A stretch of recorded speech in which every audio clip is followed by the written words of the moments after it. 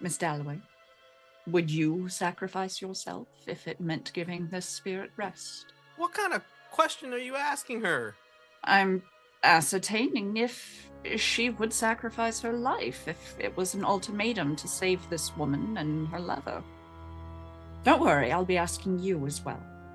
I understand her sorrow and her pain, so I feel like yes, in some way. Hold on. This cannot even be up for discussion. There always has to be another way. There's no reason to even humor this idea.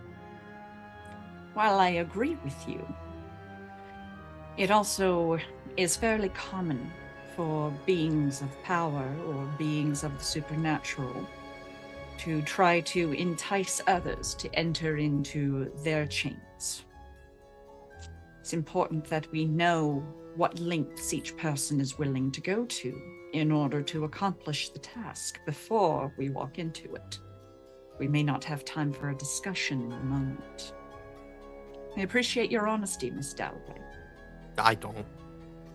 Miss Dalloway, I do have one favor to ask of you.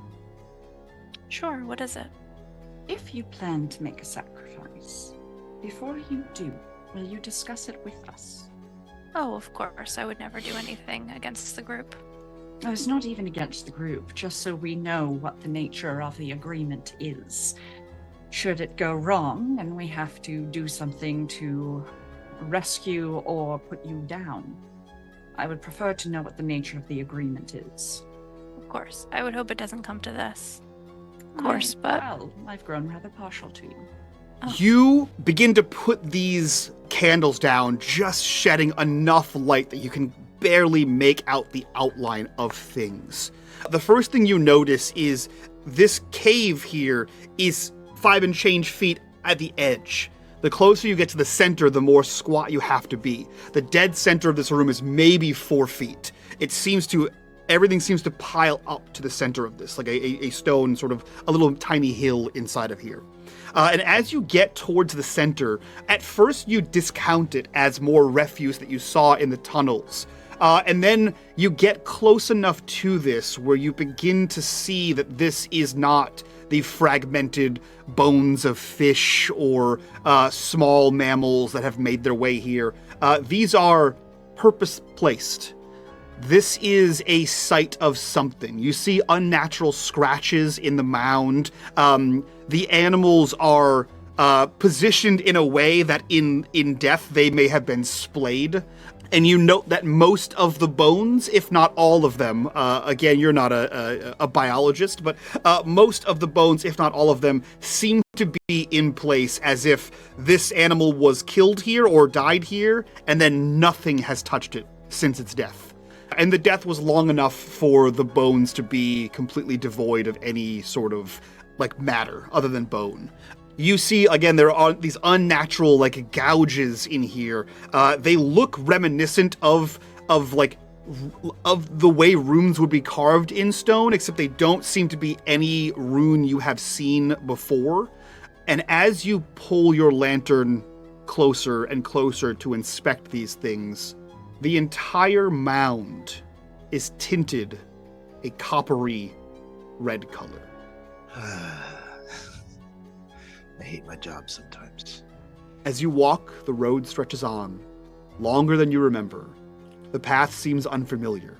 The familiar landmarks, an old signpost, a moss-covered stone, now absent or obscured. The mist grows thicker, pressing in, and you feel a disorienting sense of déjà vu, as if you've been walking in circles, covering the same ground over and over. Then, a shadowed figure appears in the mist, barely visible, standing just at the edge of the lantern's light. The figure is indistinct, its features blurred, but it seems to have been watching you for quite some time. Nigel, is that you? As you call out, the specter, it vanishes, reappearing a few steps further down the road, but never answering your call. What in the... Where am I? Where are you going? Why aren't you back at the Crevice Hole Manor? And I'm gonna try to make my way towards... I'm gonna walk towards the... Nigel! And I'm gonna start kind of like picking up my pace to try to catch up. You pick up your pace, and again, matching your pace, the figure still facing you continues to back up. You begin to gain ground on the figure that is beckoning you forward. You realize as you are in what you consider a run, as the clanking of the wood rattles as you draw your cloak tighter against you, as you move as quickly as you can towards this figure. And before long, you realize you are in fact gaining ground. And a second later, you realize the reason is that you are gaining ground is not because you have proved faster than this specter, but that it has in fact stopped. And as you begin to full out herald sprint towards this thing to ascertain what it is, something in you has that moment of nauseating vertigo where you realize that you are higher than you should be. And as you skid to a halt with your one success, Oh, you son of a bitch. you teeter on the edge of the cliff as rocks fall over the edge. And the fog clears from your mind, and you see no specter and no fog, and that you have veered off the road and almost to your death. As if summoned by the dark energy of the ritual site and your intrusive presence here, you realize that you are not the only person wading through the water. You see, approaching you from the ocean side, 4 men, arguably, in various dress of mercantile shipware, dock-style uniforms, wading towards you in a similar fashion to you. The water is now probably chest high, and they're wading hands overhead through this in your direction. And though your light doesn't penetrate very far, you hold your lantern up, and something about them, perhaps it's the glow of the moon hitting just right off the water and reflecting into the cave, but they seem to be backlit by a bluish-green light, illuminating them almost. And you realize as your lantern light hits them, combined with whatever this glow is, that you begin to see similar apparitions to the ones you dealt with on the cliffside. You see that their flesh is peeling off their face, waterlogged bubbles, pustules. You see barnacles, seaweed sort of wraps through their hair, and parts of their clothing is made of sea creature, seaweed, and this stench of just death and that like ocean rotting smell of rotting fish just sort of wafts over you.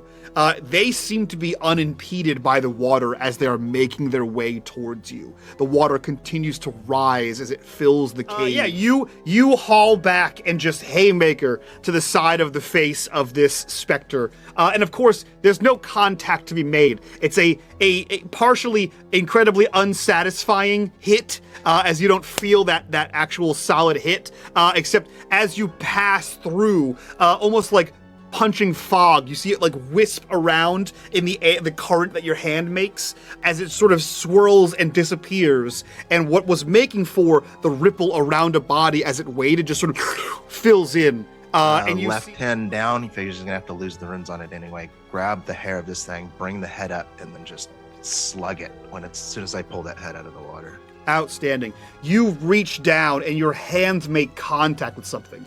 And you grab whatever this is and you wrench it out of the ground and you immediately start laying into this thing and laying into this thing. And it's a few punches in where you realize you are holding old, ratted up fishing net covered in seaweed. Jesus Christ. As you look around, the tunnels are still behind you. The cave is actually empty. And you hear the constant drip, drip from the ceiling.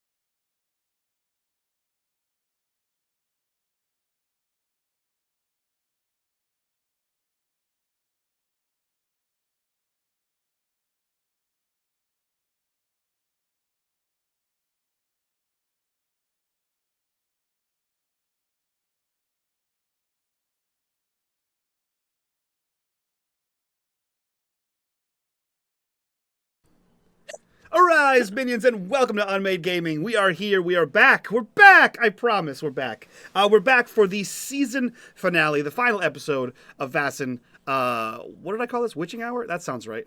Yes. Vaesen Witching Hour. We are back for the final episode. This one has been a ride. But yeah, if you like what we do here and you guys want to support the channel, the best way to do that is over on our Patreon. Link in the description down below. While you're down there, click on that Discord link. Be a part of the community. Be a part of the conversation. And unlike every other episode, I usually shout out the corruption bar on the bottom right-hand corner of the screen, but as you can see, I took it away because you guys don't deserve it right now. Or you deserve it too much. We have 7 corruption bars sitting on right now because you kept donating on the episodes that we didn't actually stream because we had missed episodes. So I have collected 7 total corruption bars to use tonight. So no more. No more are counting. That sounds like to me, Mike, that you're just a little baby. That's true. I can't... Listen, I have to fit 7 new ideas in the next 2 hours around the ideas that I already made. I cannot possibly fit more. The final corruption bar is season 2, and it's a corruption on me. It's against me. So, with that being said, you've already been recapped. I'm going to fast forward in time here just a smidge. Currently in the town of New Arkham, it is nightfall. Winifred is doing a shopping montage. Virginia is doing a similar shopping montage and speaking to a priest. Harold almost walked off a cliff, but has eventually made his way to the town proper. And Enzo, after a near fight with a soggy wet net, has walked out of a cave and is also in the cobblestone streets of New Arkham. So, you are all scattered throughout the large town, small city of New Arkham, all within shouting distance. It is nightfall, the streets are slick, and a low fog rolls in. The fog rolls in thick from the harbor, wrapping the cobblestone streets of New Arkham in a cold, damp shroud. Gas lamps flicker weakly, their light swallowed by the mist. The town is eerily silent, save for the occasional groan of a ship's hull rocking against the docks. As you make your way throughout the city, you feel the weight of unseen eyes watching you from every shadow, every alley.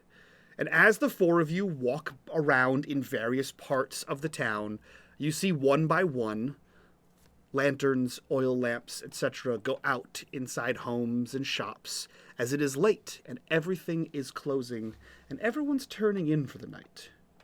The four of you have not reunited, but you are nearby. What are you all doing? I think after assembling the items that I was out shopping for, my ghost hunting emergency kit, as it were. A must-have. Indeed. I feel like we had talked about me acquiring a piece of equipment. Is that something that I could go? Yeah, we'll say that during care the of? montage, I think you could have acquired that. Okay. In that case, I would go back, acquire that, and then come back and go looking for Miss Dalloway. Okay. Miss Dalloway, Enzo, Harold, what are the three of you doing? I would have, as soon as I got what I needed from the priest, I would have been on the search for Winifred. Okay. Harold, Enzo. I think I would have grabbed some dinner. You know, grab some food, maybe a little to-go box. So practical. Something easy to run around with. So I don't know how late it is, but however late it is, probably nothing of high quality. So I'd be walking aimlessly until I find the group eating whatever it is that I might be eating. Maybe it's old noodles out of a cardboard box. I don't know. It would be like it'd be like a almost like a bouquet, like a newspaper of the 1800s equivalent to fish and chips. Oh, hell which yeah. I feel like is fish There and was chips. fish and chips. Yeah, which I feel like is just fish and chips. Okay, so yeah. What Harold would be doing is, as he's walking towards, and I see everyone, I'm gonna be walking towards him, like, hey, I'm eating my fish and chips, but I'm peeling the batter off of the fish, and just throwing them away, and just nibbling on just the fish parts. That's the worst part. What? God. Hey, you don't listen. I like what I like. You know, I'm just saying. Eat the fried bread part. That's No, the I best take the part. fried bread. I can't have carbs. I'm just, so. He is a medical professional. Of course, he's not. I can't- It's a fitness thing. He can't have carbs. He's got to keep Yeah. this. I gotta keep He my can't have 93-year-old body fit. Like we see for some reason there's a scene where like we finish up today and Harold's back and he like goes into like the copper tub and takes off his lab coat and he's just ripped. Hasn't touched a carb in 45 You know what it is? years. He's like, you ever watch He's Dragon like that Ball Z? creepy old dude who is like completely He's, tight. he's I'm Master Roshi. I'm Master Roshi. There you go. I did Oh. that. There you go. Everyone has a picture of what Harold looks like. What Harold looks like? It looks Neck like down. Master Roshi. No, Oh but other shit! than that, I think other than food, I think Harold would also use his time to kind of like, just kind of gossip around, or before I met with everyone, just gossip around to hear if there's any like buzz around what's going on, anything crazy. Grab some supplies as well, but just some medical supplies, realistically replenish my little bag. Okay. And get some more nails and 2x4s and just put them in the bag. Yeah. I mean, there's like pallets in alleyways. You can just sort of pull pieces of wood off. Yeah. Because I'm so jacked. Yeah, because we established that you're Master Roshi, so you're just like, whoa, like phone books. You invented phones and then invented phone books to rip them in half. Just to rip them apart. Just to rip them in half. Ladies, what is Enzo doing? For Christ's sake. Don't ever take a break. Don't take a break from a show, ever. Enzo is not aware that everybody has gone into town at this point because he True. left. He snuck out, assuming everyone's just going to do their thing. So he's going to return to his apartment, switch his clothes back, and then head back toward the mansion. Okay. I think... Could I have picked him up while I was there? No, I think due to serendipity and GM fiat, or GM Ex Machina, you all happen to be in the same place at the same time. Is that Virginia and Winifred? You are discussing the ghost hunting kit, the armor of the Lord. As you walk around a corner, you see Harold is dismantling fish and chips and just eating just whitefish, greasy whitefish, and you see that Harold also has almost strung like a bag lady's purse. He just has jangling wood under one arm that he is just has like looped over his shoulder as he cradles this bouquet of fish as he dismantles it and eats the whitefish. And you sort of like lock eyes with Winifred and Virginia, and simultaneously, as if by some act of unforeseen, serendipity, Enzo walks out of an alleyway, upturned collar, hat pulled down, looking like someone skulking around, and you just all sort of almost like Mexican standoff as the streets converge and the four of you see each other. I am immediately suspicious of the serendipity. Perfect. It is concocted by evil. Indeed. Ah, Hey, where have you guys been? I have been assembling a bit of a kit. Miss Dalloway and I were just speaking about it. I think we have everything we might need if we encounter an unruly spirit. Priest was less helpful, but I have a cross now. Oh, Does it burn? We'll find out. Mr. Cool. Enzo? Enzo is still suffering from the angry condition, so he kind of scowls at everyone. He's like, "What are you doing away from the mansion? You're not safe out here." Do you have like signs of injury?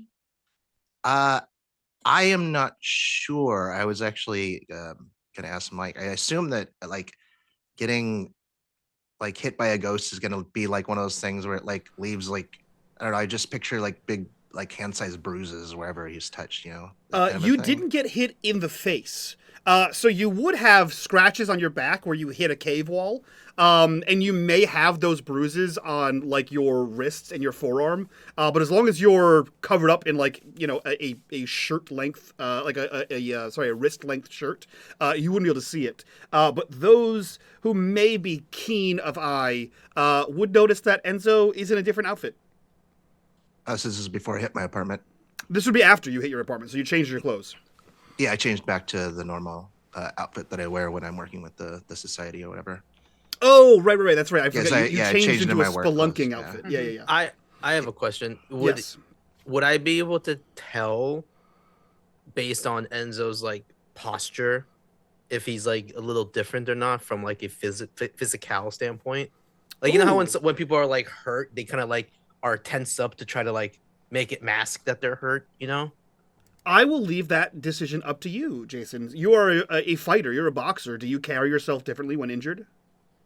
I would say he's carrying himself differently because he's pissed off. So he looks like, he's like shoulders up, arms out. He looks like he's ready for a fight. Got it. Okay. Yeah, pissed off Enzo is pretty normal. So I'm gonna be like, oh. You may notice though that there are on his hands, because he didn't wash those off, like the blood runes that he painted on there in his blood. Sure, it would look like he has bloody knuckles. Huh. He's also carrying an abnormal amount of odd gear, like lanterns and other shit. Mr. Enzo. Enzo, are you well? I've been better, but I'll do fine soon enough. He reaches into his pack and he pulls out all the sketches he made of the cave and like all the runes that were in there and the little sacrificial site or whatever that was. And he hands them to Winifred. He says, "I took a little visit to the cave just to scout it out. This is sketches of what I saw down there. Hopefully they're useful." You went So- alone? I thought it was the better decision.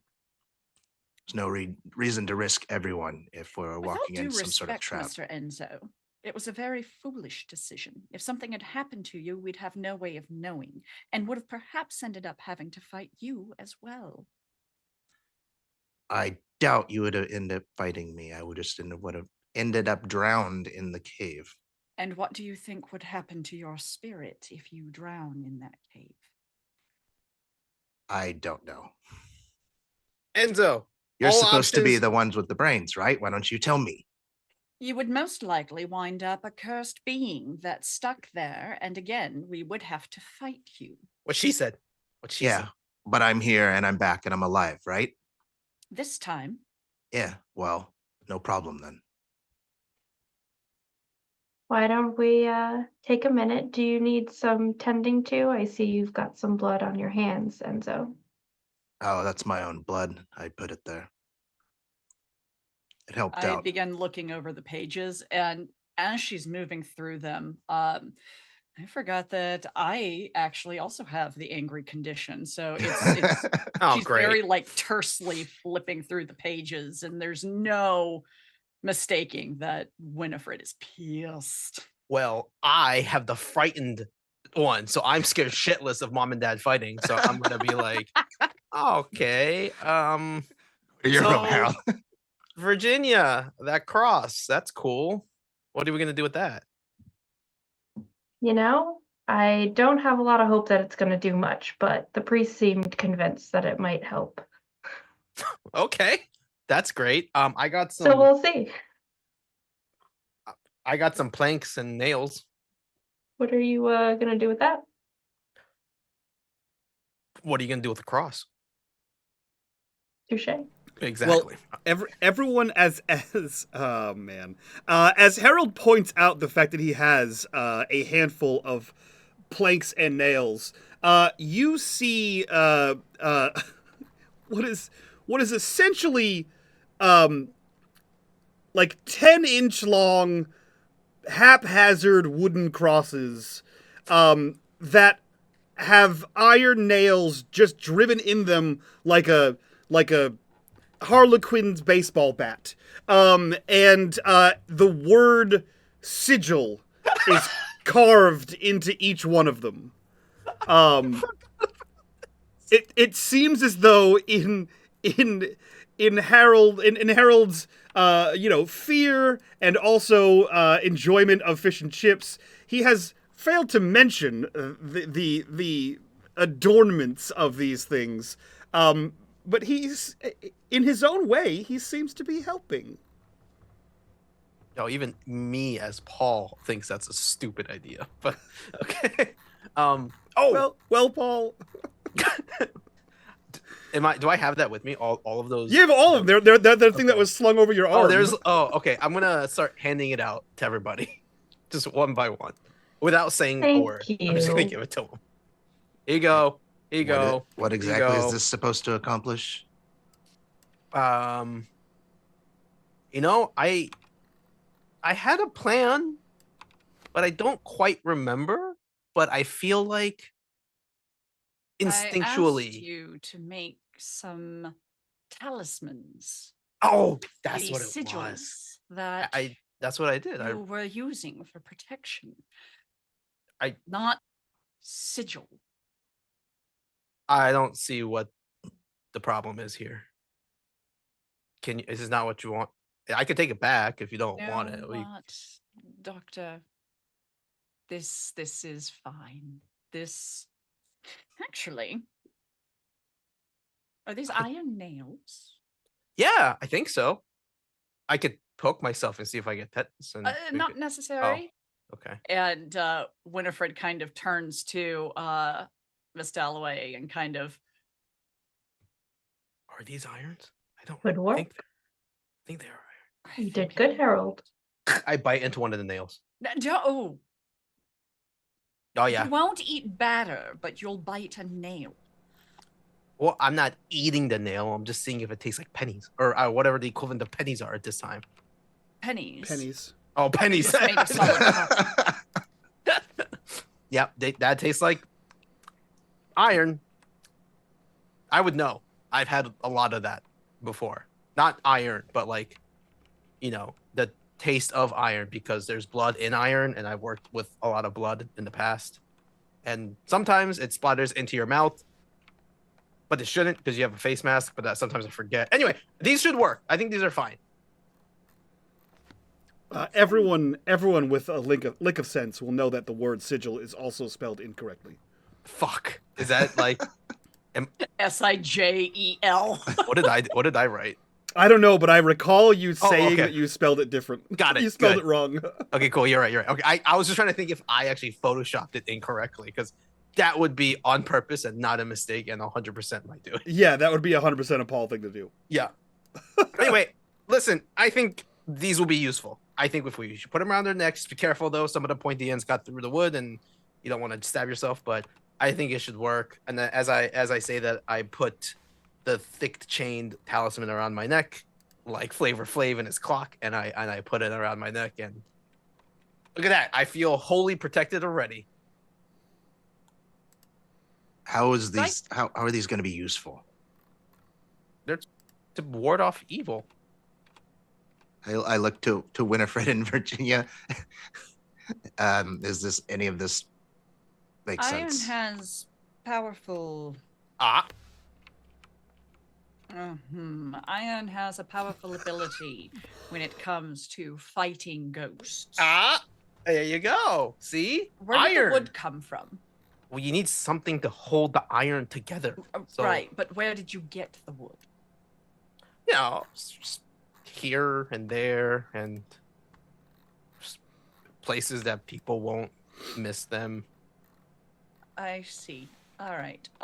What kind of wood is it? Can I identify is it pine, spruce? You don't know. Oak? It Okay. seems to be like not very expensive wood. It's not like he took apart some furniture in actually it is. In fact, it is like he took apart some furniture because he did. He did take apart some furniture. I So took it you from Nigel see because fuck him. you see that there are parts of it that are like tooled and lacquered as though it may have been a bit of cloth hanging off. Yeah, that it once may have been part of like a table or like a cabinet. And you do see some that are definitely like parts of pallet, of like shipping crate. Yeah. Right. Well, having looked over your diagrams and notes, Mr. Enzo, I can tell you that. What can I tell them? I thought you were just gonna go off for a second, and I was like, I can if you I was like, want. what can she tell them? No, go ahead and roll me. Go ahead and roll me learning. Okay. And I do have an ability that prevents me from having any negative. Yeah. So when the roll pops up, it should say avoid or ignore conditions. Okay. Oh no! Just check that's not that, what- I gotta ignore remember how to do conditions this now. I haven't rolled. Wait, Should there it be is. Okay. on the right hand side. Just click the box next to that, and it will pop up and say, "Do you ignore conditions?" And you say yes. Okay, I'm rolling. Darn it. Do I have any bonus dice? Do I get the? You get a bonus dice from Enzo's stuff. So just one bonus dice. 2. Okay, what information are you trying to get out of this specifically? Is there any correlation between these sketches and notes versus what I found when researching based on what we found at the lighthouse? Yes. So based on Enzo's description, a lot of the runes that have been redrawn here in the cave mouth seem to be similar, both in style and make, as the ones you saw in and around the lighthouse. So with a 2 success on learning, you kind of put together that probably the lighthouse keeper did both of those. And it was like probably a like, how do I close the door on the boogeyman kind of thing, to like keep it at bay. You look like you have a question. Oh, I was just gonna ask because I wasn't sure if logic comes into this or if it's just straight learning. I believe, if I'm not mistaken, it's been a hot second since I looked at a character sheet. But logic is so the way the stats work in Vaesen is all of your learning rolls. See how it says learning and then LO? They're all logic based. So it combines your logic dice plus your learning dice and rolls the whole total of them. Then I need to roll. I think How many did it roll? I'm so sorry. It rolled 9 dice, which is the total. Yes, that is correct. Yep. It does it all for you, yeah, all the math it did. for you. Yeah. Okay. Yep. God, it only So yeah, you string together that the in the lighthouse and in the cave Yes. mouth, likely the same person, likely the same reason, which was protection based on what Elijah had been saying in his journals, that he was trying to keep whatever the bad thing was at bay. So you think perhaps when he had gone to the cave, that's what he was trying to do, was to stop something from getting out. Further in, you see Enzo has sketches of a strange tunnel and smaller room with like animal bones in that one. That seems entirely unconnected to the to Elijah, and perhaps connected to whatever the thing is that Martha swore to. Okay. If I am understanding everything here correctly, it looks like what you discovered alone were the remains of what our dear lighthouse keeper apparently tried to do to bind the spirit within the cavern. These runes, these sigils, are very similar to the ones we saw at the lighthouse and on the map. I am sure the doctor recognizes some of them. The room here with the bones in it, it doesn't fit quite right to be involved with the spirit. If I had to make an educated guess, I would say that this had something to do perhaps with whatever the entity she serves is. Perhaps there was someone making offerings to it previously, and that's how she stumbled across it. How it found her to make the deal, their unholy bargain. Let me take a look at that, and I'm gonna lean over and take a look at the sketch to see if I can identify what kind of bones those are. If they're, what kind of like Nice. size of a. Oh yeah. Go ahead and roll me medicine. Can I assist since I also have medicine? Either bonus you can die? roll separately or you can give him a bonus dice. I'll give you a bonus. Yep. Okay. So roll medicine with a bonus. And With a I think, do you bonus. have any? It should pop up. So do you have any bonus dice? Let me see. Do you have any other? I have 2 conditions right now: wounded and frightened. Yeah, you sure do. You don't ignore Yeah, I conditions. should roll that. You do Want have. me to roll? You also have the advantage, Paul. Whatever tools I need for detectiveness. So you can check that off. That will give you an additional bonus of +2. Oh, So you get a bonus dice of 3. Okay. Do I on your click roll. on that and then? Yeah, you can only use it once per session. So you click Okay. that off, and then now you can't use it anymore. Okay, got it. So I'm gonna submit. Don't ignore. I got 1 success. Perfect. Although I don't think it rolled my bonuses. It did. So Oh, you have 3 dice in medicine, 3 dice in logic, plus 3 dice would be 3 and 3 is 6. Plus that is 9, and then you have minuses from your physical conditions. It did, I rolled a 5. It did I not rolled a roll your 5. bonus. Roll me 3 more dice. Just roll it 3d6. The old way. I got type it out. 0, so you're doing better than me. Okay. I Apparently, got. I am not meant to be useful. Yeah. So You're well, very you useful. rolled 2 learning there. earlier. Yeah, yeah. So 1 success for Harold. You look around, and I mean it's obviously not a photo, and it's a sketch based on what Enzo remembers. But judging by like the relative dimension of the room and Enzo's description of what it was like in there, these are animal bones. There's no human remains in here. Nothing matches that. And you could probably go through and, like, if you had an actual skull with you, identify what is like a possum versus raccoon versus, a polecat, a fisher cat. Any number of things. But these are all small, like cat or small dog-sized animals, foxes, raccoons, that kind of thing. Okay. All small critters. So these are definitely, that's a chicken and that one's a possum, but definitely these are small and what I think is very carryable animals. So nothing huge. Like you wouldn't have to drag any of these over here. So it could fit in the cage. So it makes sense that whatever this thing is, whatever caused these bones, I'm thinking whatever spooky woo is in that cave might be a physical thing because it's eating physical animals.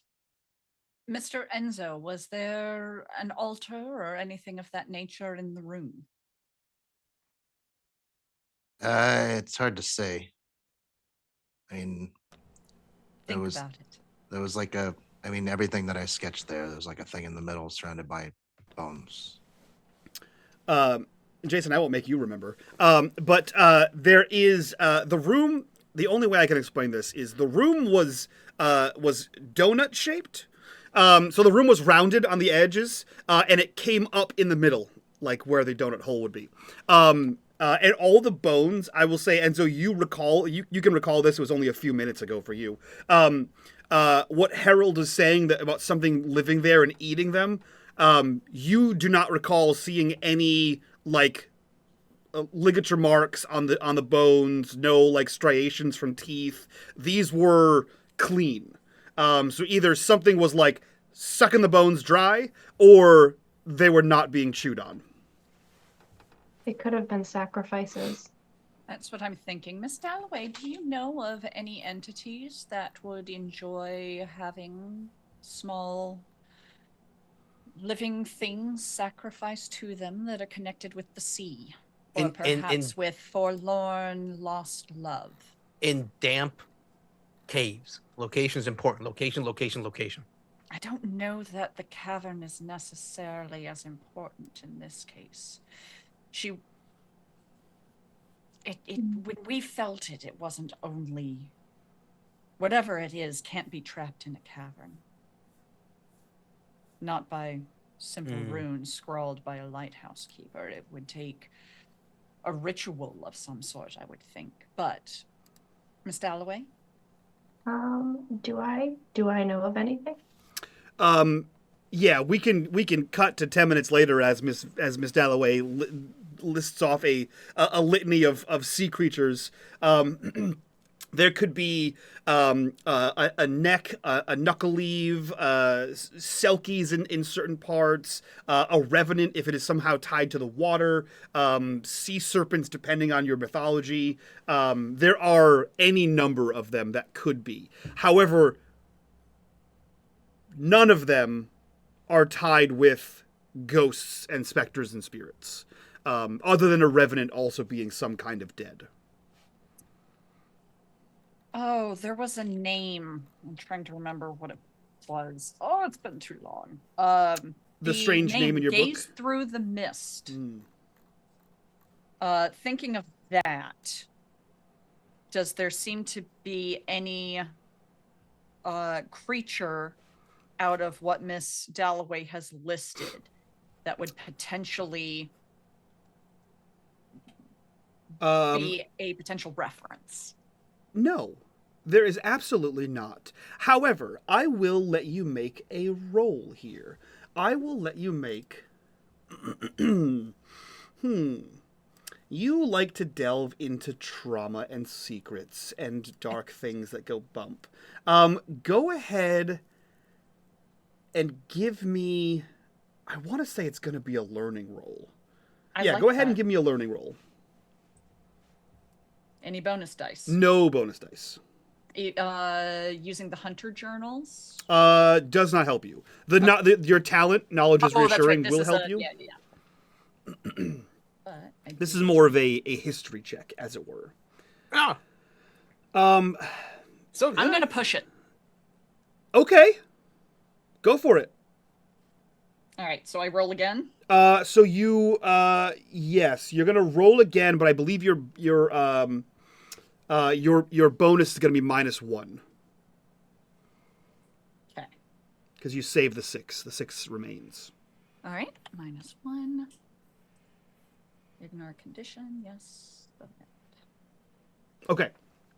So one success. I cannot roll to save my life tonight. One success is a success. Is still a success.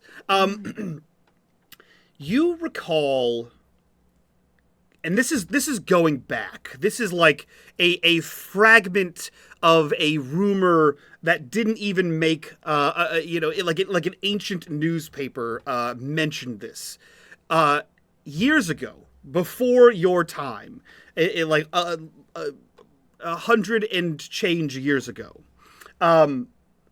The Covencrest Manor was the site of the news that you recall, or the rumors or hearsay that you recall, danced around the term massacre, but was the site of a large absence of life.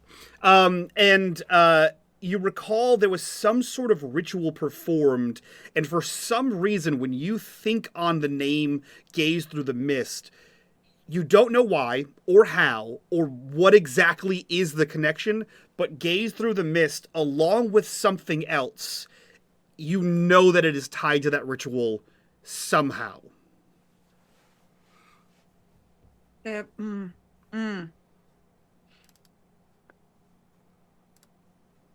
Are any of you familiar with an event that took place at Covencrest many, many years ago, predating all of our births, I would imagine, in which numerous members of the Order ceased to exist on the mortal coil following a ritual that was conducted? Not really my area of expertise. Miss Dalloway? Vague memory. I'm All right. old. Do I have any memories of this? You don't have any memories of it. You're not that old. You're only 70. Well, like maybe when I was younger, I could have been around and not it around, was, but like it was in about 1720. So unless you are Oh. 140-ish years old, or 120 years old, you didn't know my life. true. Do you think that history of the town is something that Harold would focus on? I think when he was younger, he would, because this is where he did a lot of his medicine, a lot of his work, his roots are in. But as he got older, he wouldn't care as much. Okay. Yeah. Yeah. Go I ahead don't and think- make a roll for it then. We'll determine it that way. Okay. What do I roll? So just a learning roll. Fuck these conditions, my guy. I'm sorry, I didn't almost walk off a cliff. You did. You do not recall I don't remember anything shit. happening. Yeah, you don't remember. 70 years is a lot of time. There's a lot of memories in there, you know? Yeah, The I storage thought maybe is I'd full. come across, but like I do remember people walking across talking about things, but I didn't give a shit, so I Yeah. didn't pay attention. You may have heard it, but you don't remember it. Yeah, exactly. That's the problem. Yeah. I have a question. I probably have an answer. In my services as a person who does seances, could I have perhaps come across any of their ghosts? I'll give you this for free. No, not at all. Okay. Like Oh, not like, listen. and that may be something that you think suspicious. You know that there was something that happened with the chapter house, like something that happened with the society, right? You know that the society as it is now is a restart, and you have never, if you've tried, if you've bumped into, you've never been able to contact anyone from before, from the old society. That's suspicious. Are you saying that out loud, or are you Yeah, saying that do to you say yourself? that? Yeah. Oh, what? What? Perhaps I'm- there are no more spirits left of the ones who did it. Perhaps.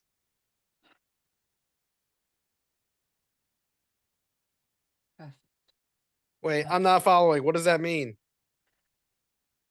That means that this thing that she made a deal with may not only entrap spirits, it may consume them, or the ritual casters may have used their spirits to bind him or do something, in which case, what chance do we have against something like that? There's really only one way to find out. Do we have any confidence or inkling of what we think we might be up against? The last thing I want to do is go into the spooky cave with the chicken bones and not be, at least I don't want to go there blind, you know? So why don't we're all you're smart people, like let's put our heads together and get some sort of I don't I think know we've got headway? two problems here. We've got Martha, and then we've got the larger problem, which is whatever she made the deal with. Right. I don't think we're at a place to be dealing with that just Okay. yet. Okay. But we So- can, at the very least, maybe help Martha. Maybe if we can release whatever bind that she has with this thing, it would at Mhm. least resolve the issues that's happening around the lighthouse around here. I mean, and And- we can deal with the spooky shadow monster later. Exactly. And we might find out more information about the spooky monster by trying to communicate with Martha. And do we think Martha is in this cave? Or is the spooky monster in the cave? Both? Neither? I think she's everywhere. Huh.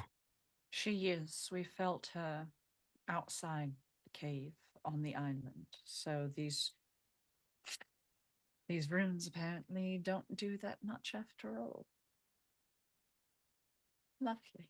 But at least we have the lantern. We do have the lantern still, yes. Who has it? Yeah, out of character. Where's the lantern? It's back in the house? the mansion. Yeah, Okay. we put it in a. I don't remember. It's a vault of some sort or a wine cellar. Both. We need to go get that. I think that's going to be necessary. Why would this ghost want the lantern so bad? We know that much, but what is the significance of connecting Martha back with this lantern? What's that gonna do? Isn't that the thing she uses to like drag ships in and kill people? It's more that I don't want to leave it somewhere for her to find while we're doing this errand. I feel like it would be safer to have it with us. So we Okay. know we have eyes on it. We know if she's got it. It is more risky because we are taking what she wants to her, but that will also draw her to us. You do make a good point. Yeah. Okay. Why don't we go get the lantern? We have a lot of information here, but we need to come up with the plan with what our next steps are. Clearly, it's not the spooky monster. It is also possible that we may be able to get some more information about that event from Niles. Yeah, we should ask Nigel. I think that's a good idea. Right. Let's get a coach, shall we? Hey, Enzo, do you mind holding back for a quick minute? I want to ask you something. Yeah. You want to walk with me? I got to hit my apartment real quick. Yeah. Why Yeah. don't you guys grab a coach and we'll meet you guys back in I will however long. hand them some money. Don't just walk. Time is of the essence and it's getting late. Take a coach. Okay, You can okay. talk in your coach. Okay. I'm never gonna turn down free money, and I'm gonna take. Miss the money. Dalloway, shall we? We shall. So as Virginia and Winifred hail a coach or go to the coachman's offices and are escorted to Covencrest Manor, we turn and follow Harold and Enzo back to Enzo's abode. What are the two of you discussing? I'm gonna gesture to Enzo and be like, "Let me see your hands." I show him my hands. And I'm gonna look at the wrapped ruins with his blood written on it, and I'm gonna like hold it, Runes. be like, ruins. bloody hell. And then we'll be like, what are these for? Well, I saw you using them to stop that thing from getting into the house, and I figured that might make my flesh and blood a little more effective against the things I ran into, and it turned out to work pretty well. Oh, I wish I And- would have known about the iron a little earlier, though. yeah. I'm gonna be real with you. I didn't know about the iron. I got really, really lucky here. But did you end up you know, or what happened? Did you use them or no? Yeah, some of these ghostly things came after me. Things got weird, and I managed to get out alive. A little sore, but alive. Oh, okay. So gonna backtrack here a little bit. Did you say a couple ghosties came after you in the cave? Yeah, 3, if I'm remembering correctly. Listen, Enzo, you know I'm always here to back you up. You know, I always fix you up, patch you up, turn you up, hug, whatever you need. But Yeah. listen, you can't be going out off on your own like that, man. What am I gonna do? Go out there and drag along 3 people that are No, fairly no, physically incapable of no. defending themselves? Listen. I'm not saying you did the right or wrong thing. I get it, and you're probably right. It's probably the right choice. We probably would have been in a lot more danger, especially from looking at your bloody knuckles here. That you did the right thing. I'm just saying you don't have to do it alone, and you can just let the team know. You have to trust us that we would trust you to do it on your own. Some things just are better off being done alone. Hey, That if I it, agree. I'm not the one who knows how to stop these things. Winifred and Virginia are. If something happens to me, I can be easily replaced. They can't. Well, let me say this then. I'm not gonna butt heads here with you. Okay. I know you probably knocked my head out, so I'm gonna leave it at that. But the reason why I say just to communicate and let us know is let's say you go there, you knock a couple ghosts off their heads, they knock you off, you're gone, bibbity bobbity, whatever, right? If we know, then we can go there and your actions, your corpse, your body could be beneficial to us, and that could help Winifred and Virginia. And that's what I mean. We just leave a trail for us so that we can, follow back. And like, I can't dissect the body if I don't know where the body is. What am I supposed to do? So like, that's all. Let's just listen. I just want to know. Again, you did the right thing. You're right. They can't do shit physically. I don't actually know. Virginia kind of scares me sometimes, but I'm just saying, like, let's just talk about stuff. Enzo. All right, well, you have a very strange point, but I've been told that about a lot of things, about the authenticity of my medical license, but we don't talk about that anyway. Outside of that, I was going to ask you, did the ruins work? Did the bloody knuckles work? Okay. yeah, it Maybe seemed to work out a bit. Maybe we should facet some more of those on some parchments or some cloth or some outerwear that we can give Winifred and Virginia, because I'm sure whatever they're going to be doing is going to be very dangerous, and they could. I'm going to be honest with you. These amazing talismans that I made, I don't think they're going to do it. I really don't. I think we need a little bit more. Don't tell Winifred that. She can't know she's right.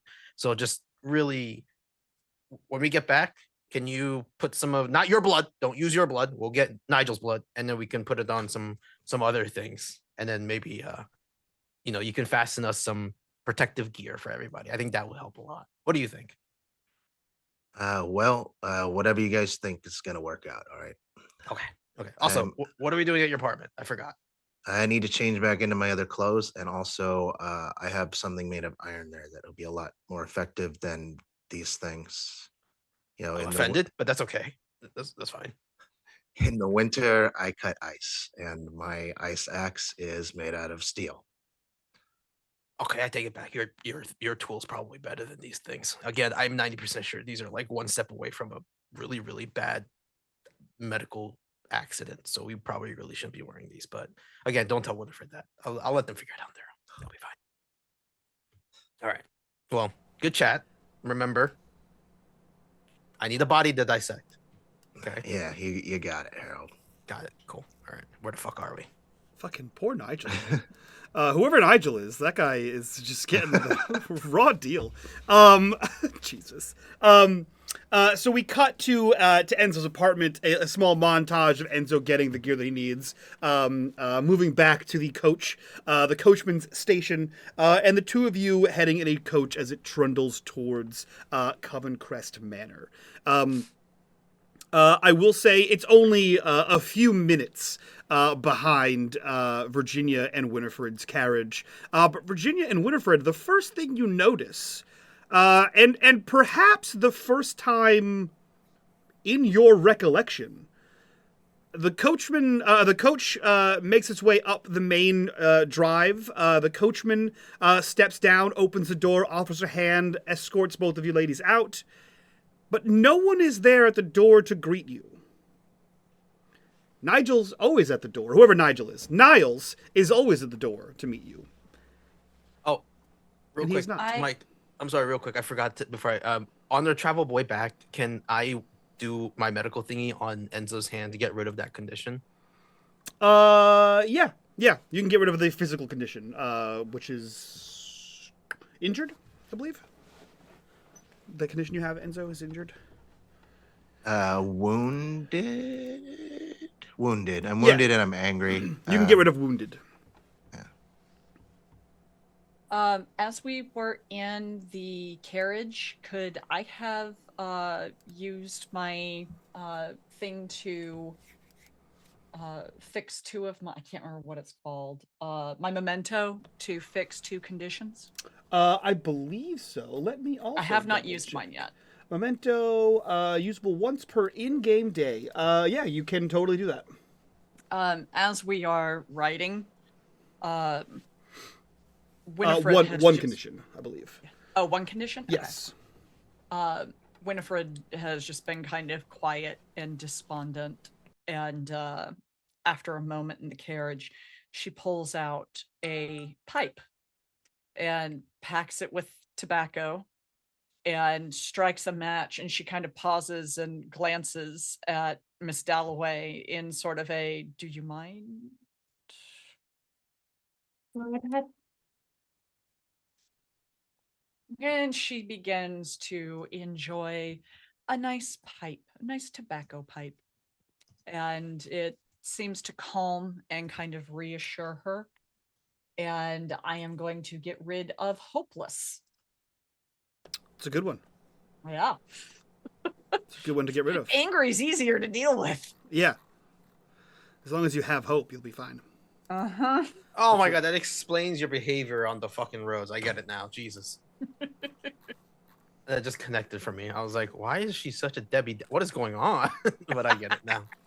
That's one of the things I love about the Free League games is it ties not all of them, but a good many of them issue with like actual hit point values and instead go with conditions that are like tied to like either a physical or emotional spectrum, and that's always fun. I love cool. it. I think that's so cool. Yeah, so you puff away on a pipe, and you make your way to Covencrest, and as I said, the coachman offers a hand, and the first thing you two notice is that there is no one there to greet you at the door. I'm going to, after the coach leaves, I'm going to kind of put my right arm out in front of Miss Dalloway and sort of push her back and behind me a little bit as I pull out a handgun. What the Right. fuck? Miss Dalloway, stay close. You think it's that serious? Yes, Okay. it's a good shot. And I'm going to proceed to move forward, kind of looking through the windows, looking to see if there's any sign of struggle. I don't want to go in without the guys, but I'm looking for any sign of struggle, any thing that seems out of place. Out of place, yeah, there are several things. No need to even roll for it. One, no one's there to greet you at the door. Two, many, if not all, of the rooms seem to be dark. Whatever state the house was in when you left it seems to be the state that the house is currently in. There is still blood on the window from where Harold put blood on the window, which should have been cleaned by now. The doors all remain closed, the windows are closed, but when there would be oil lanterns or oil lamps in the different rooms, at least the more common of the rooms, there are none. You notice that there is, it's a fairly clear sky. You notice that there is no smoke coming out of any one of the number of chimneys, meaning that the fires have not been lit. You also notice that the largest chimney, the one that would have been operating out of the kitchen, also no smoke, meaning no one has cooked or is cooking. It seems as though the moment you left, the house stopped. I was last here. Everything seemed fine. It's very much not fine, don't you think? Does seem rather odd. I think we should wait for the gentleman to arrive and then perhaps move in. I hope nothing's wrong with Niles. I do as well.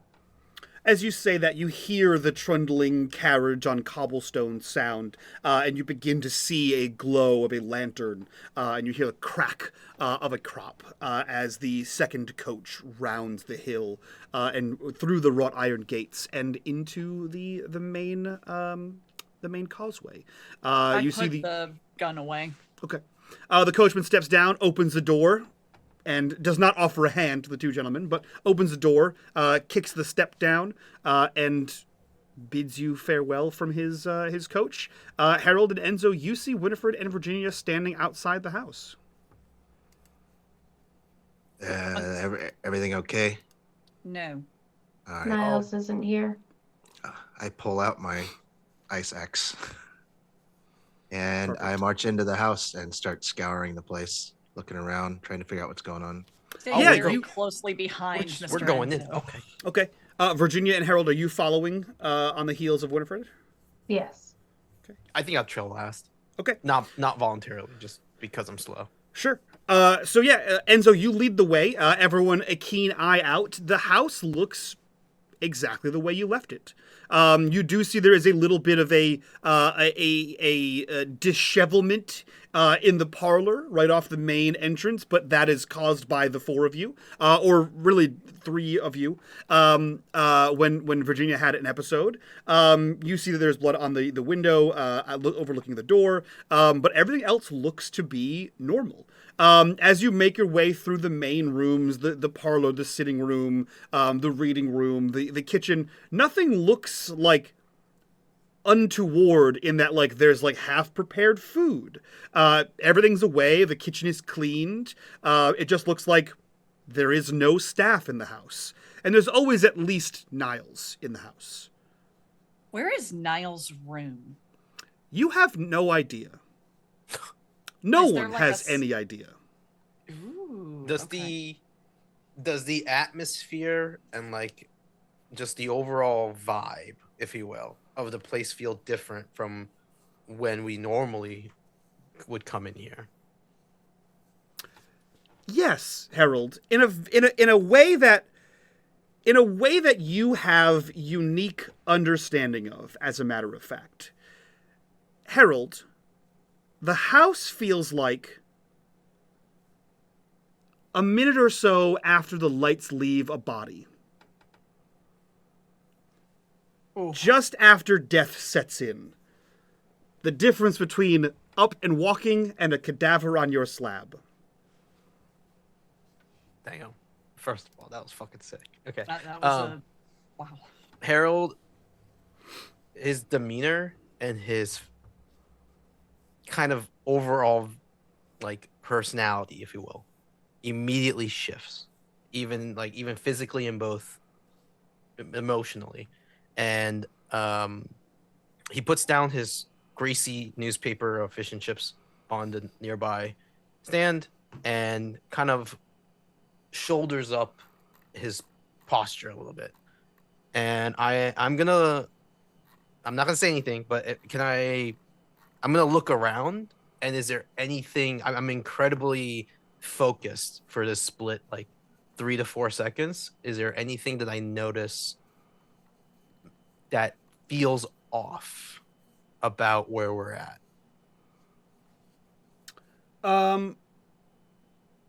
Go ahead and make me a roll. Go ahead and roll me observation. Fuck. All right. That's fine. That's one of your better stats. Yeah, but I got 2 conditions, and so nothing is technically a better stat right now. That's okay. It only takes away from one of your conditions. Only your mental condition. So you got a -1 on it. Hey. Oh, I got a success. So you place down the towels, you place down the newspaper, and you're just sort of trying to get a feel for the house. Mm-hmm. Yeah, just and not necessarily like the whole house, just where we are right now, and particularly like, does the air feel heavier, and like in which direction? Like when you're looking at like a cadaver, you can kind of identify where most of the trauma has happened. I'm trying to treat this house like a cadaver, and I'm trying to see where would the most blunt force be. Okay, cool. So you place this down. Everyone sees Harold get kind of stoic. Like maybe back straightens, the kind of straighten that your back does when you get a chill. And you see a very different countenance come over Harold, as Paul had said. And Harold, I think perhaps you take a step or two forward, as if you are being led. And like a weathered old dowsing rod, it's a few steps in, not enough for anyone to be like, oh, Harold, what the hell are you doing? But it's just enough for you to realize that the direction and the pull that you feel yourself walking toward is the door that leads to the wine cellar. Okay. As soon as I catch myself do that, I immediately like hunch back down, and as if I'm remembering something, and I kind of try to shuffle off the stoicness and go back to I'm Harold, like that. So I feel like a odd breeze coming from that place that way, and I don't remember, did we do something over there? That's where the lantern is. Well, Harold is saying like, oh, okay. Like, well, did does that door looks weird to anybody? Like something. Whenever it is completely distracted, and I want to look at the 2 windows that have blood from 2 of us on them. Mm-hmm. The one with the sigil, and the one that Winifred punched, and I want to check to see if it looks like any blood is missing. Nope. Like looks exactly the same. Okay, good.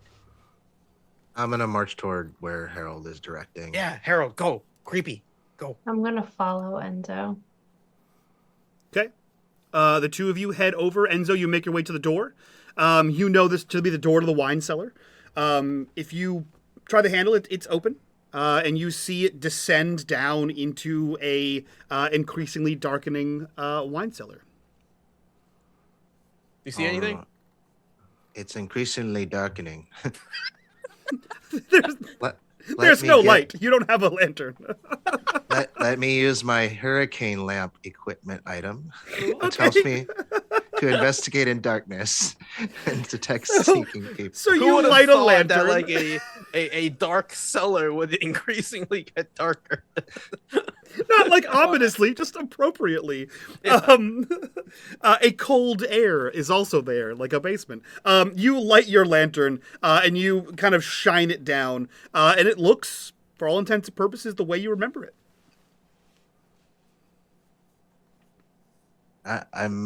So where did we put this lantern? Is it still there?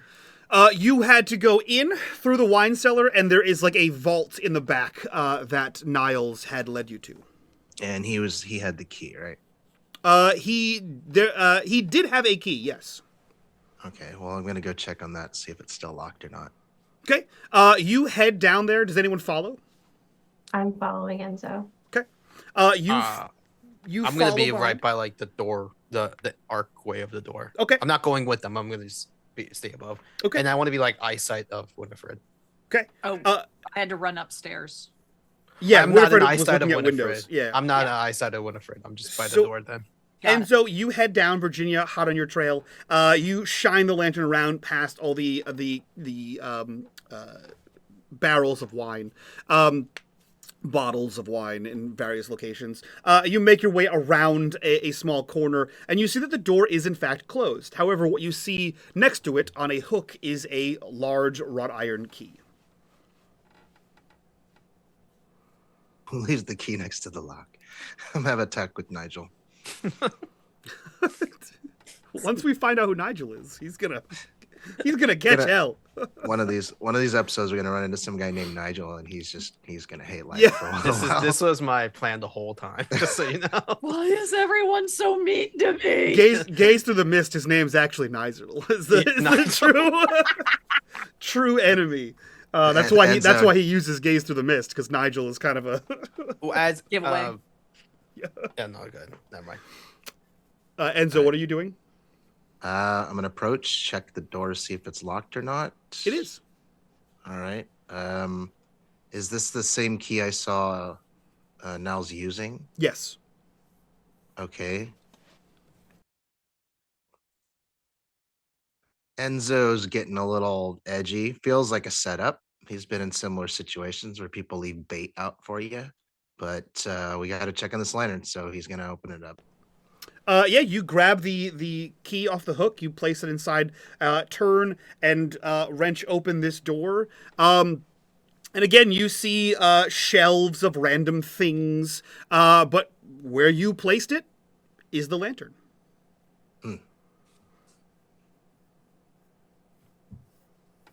Does not look like it's been touched. Anyone got any ideas? I mean, did I see Nels take the key after he locked it?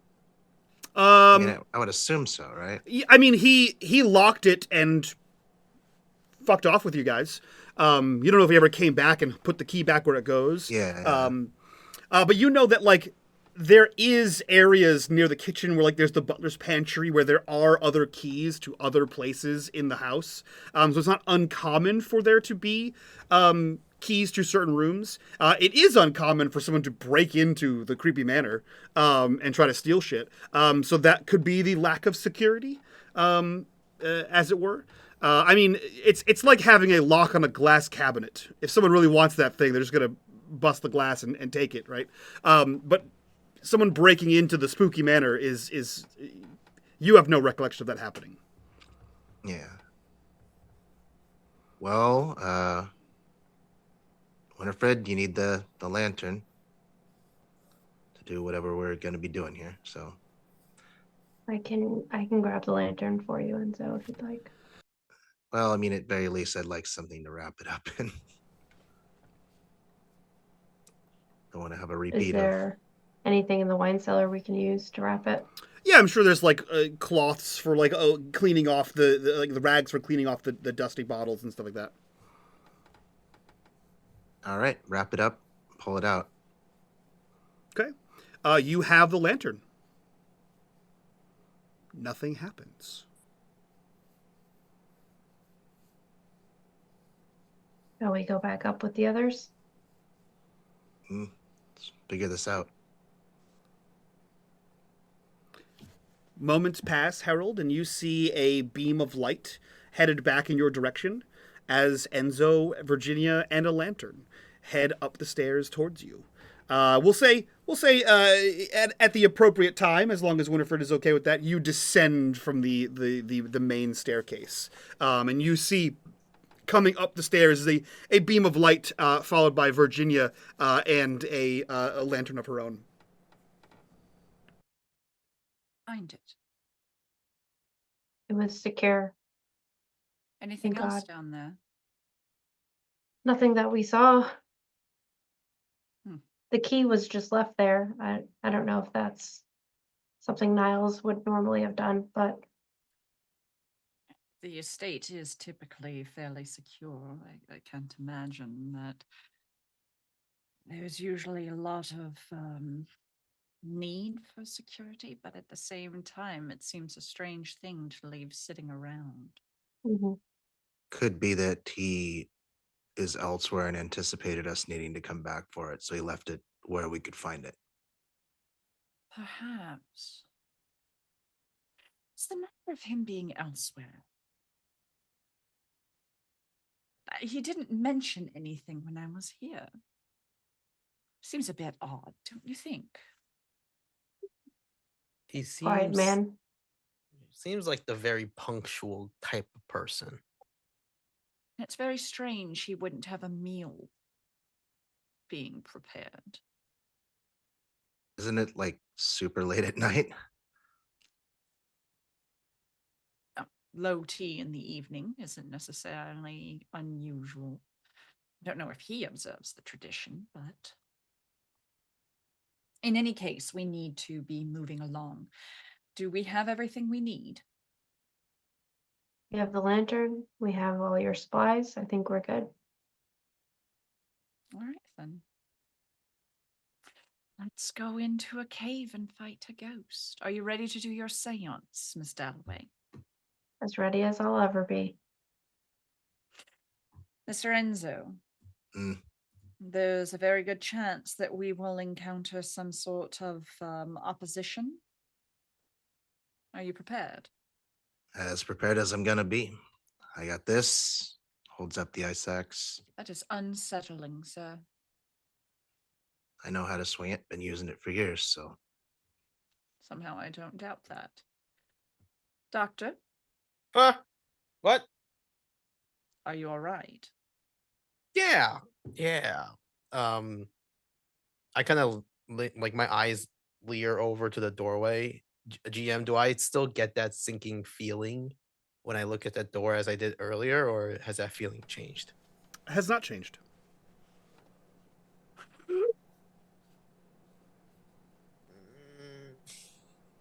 Yeah. No, I'm all right. Not very good at reading people, but that... I'm sorry, are you lying? I don't know. I'm just getting. Oh, did you guys not? Was there nothing down there other than the lantern? You guys didn't see anything else out of place? I didn't see No. anything. I have this feeling. Well, we have two options. We can either go down there and inspect what this feeling is. Do you think it's important? Have you felt this before in the house? Not in the house, but But where? What is it? during my profession, when things happen to people, there is a certain feeling you get by doing it over and over and over and over and over again. I would like to do a sweep. I would just like to go down and do a proper look through, just to make sure we're not missing anything. Then let's do that. Wouldn't take too long. I'm sure we'll have time. And by me, I mean I would like Enzo to go back downstairs and look I at got it. you. I think all of us should go. Okay, that's fine too, as long as it's not just me. Well, since you're the one feeling it, it might be beneficial to have you there so you can direct us. Fuck. But Mr. Enzo can go first. You should go behind him. And Virginia, I if you feel anything, you know. Yeah, seeing Harold this concerned, I would have my psychic feelies out there. My psychic feeling. Okay. I'm spreading Your you. tentacles? Yes. This is now psychic feelies. Yeah. Yes. I'm gonna get everyone to express their actions with finger magic. The term witchy bullshit has taken over my other Vaesen campaign, I and love now this. it's psychic feelies is going to be the catchphrase Yes. for this one. Yeah, you guys descend back into the basement. What are you doing down here? Oh, go ahead. I want to go last, and while Oh no, everyone- you're going second. fuck. Winifred does not let you go last. You're Okay. second. In that case, I feel like what I'm gonna do while we're walking down, I'm gonna put my hands in my bag and I'm gonna grab one of my talismans, and I'm just gonna rip one of the 10-inch nails out of those talisman, and just kind of hold it in my hand in my bag so no one can see it. Okay. Okay, cool.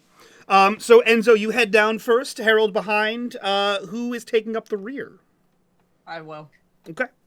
And I pulled my gun out. Okay. So the four of you make your way to the wine cellar. What are you doing down here, and what are you looking for?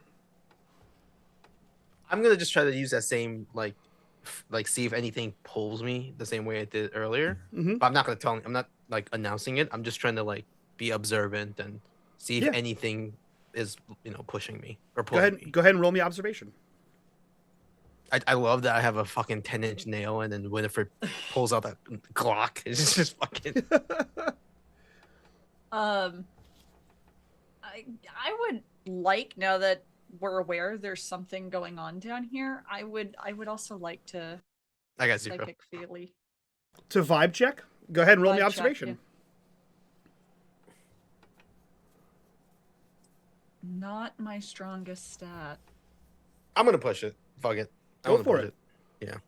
Oh, Winifred, you took a condition for your pushing earlier. I forgot did, to- and then okay, I cool. used the pipe to get Oh, rid of it. right. Perfect. Okay. Fucking balls. So Harold, you take a condition, whichever one you choose, whichever one you think is appropriate here. I'm eepy. I'm sleepy now. Sleepy? Now I'm eepy. Enzo and Okay. Virginia, what are you doing, if anything? I'd like to use investigation to just look around for anything Yeah. that's obvious. A body lying half under a rack of wine or something like that. Yeah, go for it. No bonus dice. So many buttons. Nope. Virginia? Was I'm that- also using my psychic feelings. Please. Touching only hope. things. Observation. I was trying to peer through the veil. If That's that wasn't observation. clear. Okay, just making Yep. sure. I have faith in. Oh, fuck yes. Ooh, I was so hoping that no one got a success, and I was like, the dice just don't want anyone to know anything. No, Miss Dalloway wins. Cool. Oh, I actually would have gotten 2 extra dice. I forgot about my stupid lantern. That only I'm helps. gonna, oh, it I'm does gonna with investigation. mention With those investigation in 7. darkness, so. You got those 7 trauma points. Oh, the corruption bars. Yeah. Yeah. Don't worry, Vaesen. those have places. Oh, they do. In fact, this I have a list of like 10 good and bad guys. I'm benevolent. Of good and bad ones that I have just ready to bring out whenever I want. In which case, one of them is coming out right now. No, you bitch. You I guys would say you're more mercurial than benevolent. Shh. Whatever words you want to use, I call you a bitch. All right. Let us know what's down here. It is a good corruption bar that I'm using. Okay, thank you. Oh, You make your way down here, Enzo, lantern high, looking around all the places, Harold, Winifred, and Virginia, reaching out and just trying to feel the wrongness of this place. Virginia, sensing what is there and what is not there is sort of your bread and butter. You extend your, as you called them, psychic feelies, and you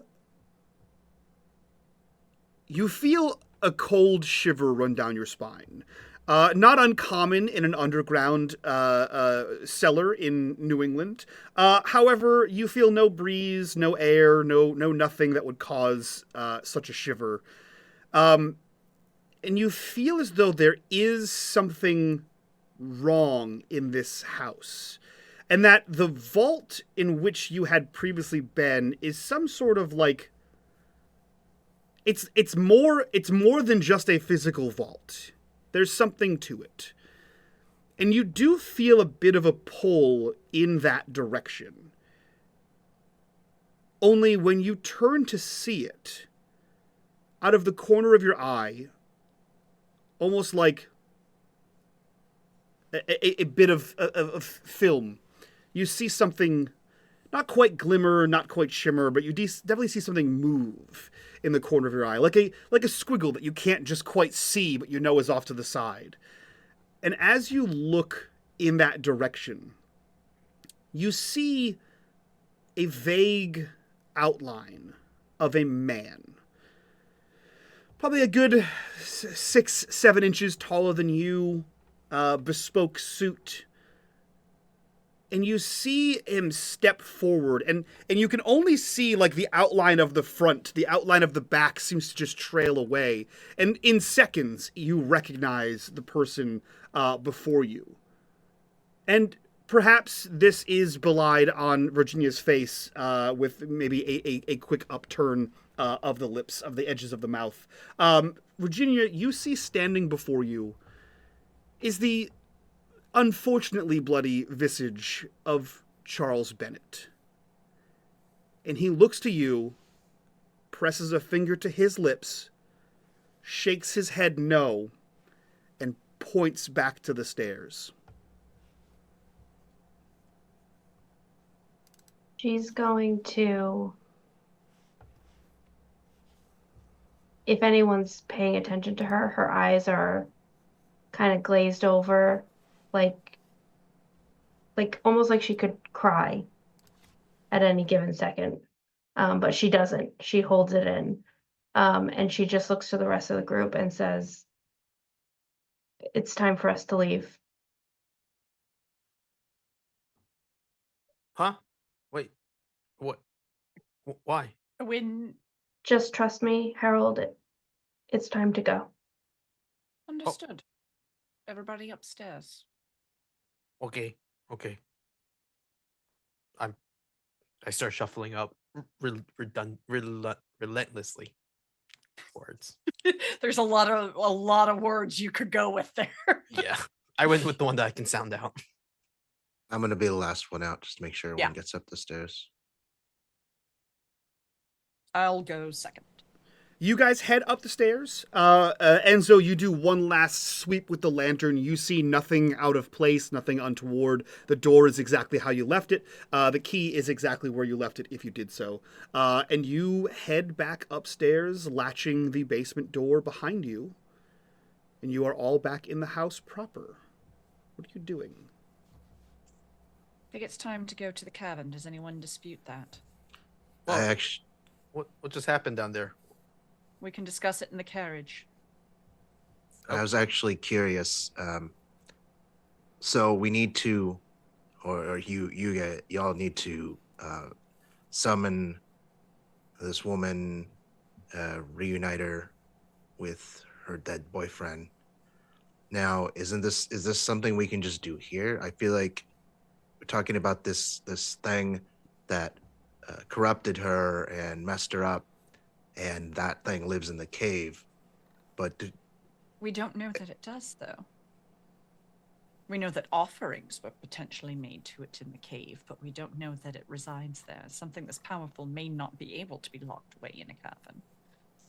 I just feel like that place, like maybe if we're going down there, the closer we are to that place, the more chance we have of like this thing noticing what we're doing.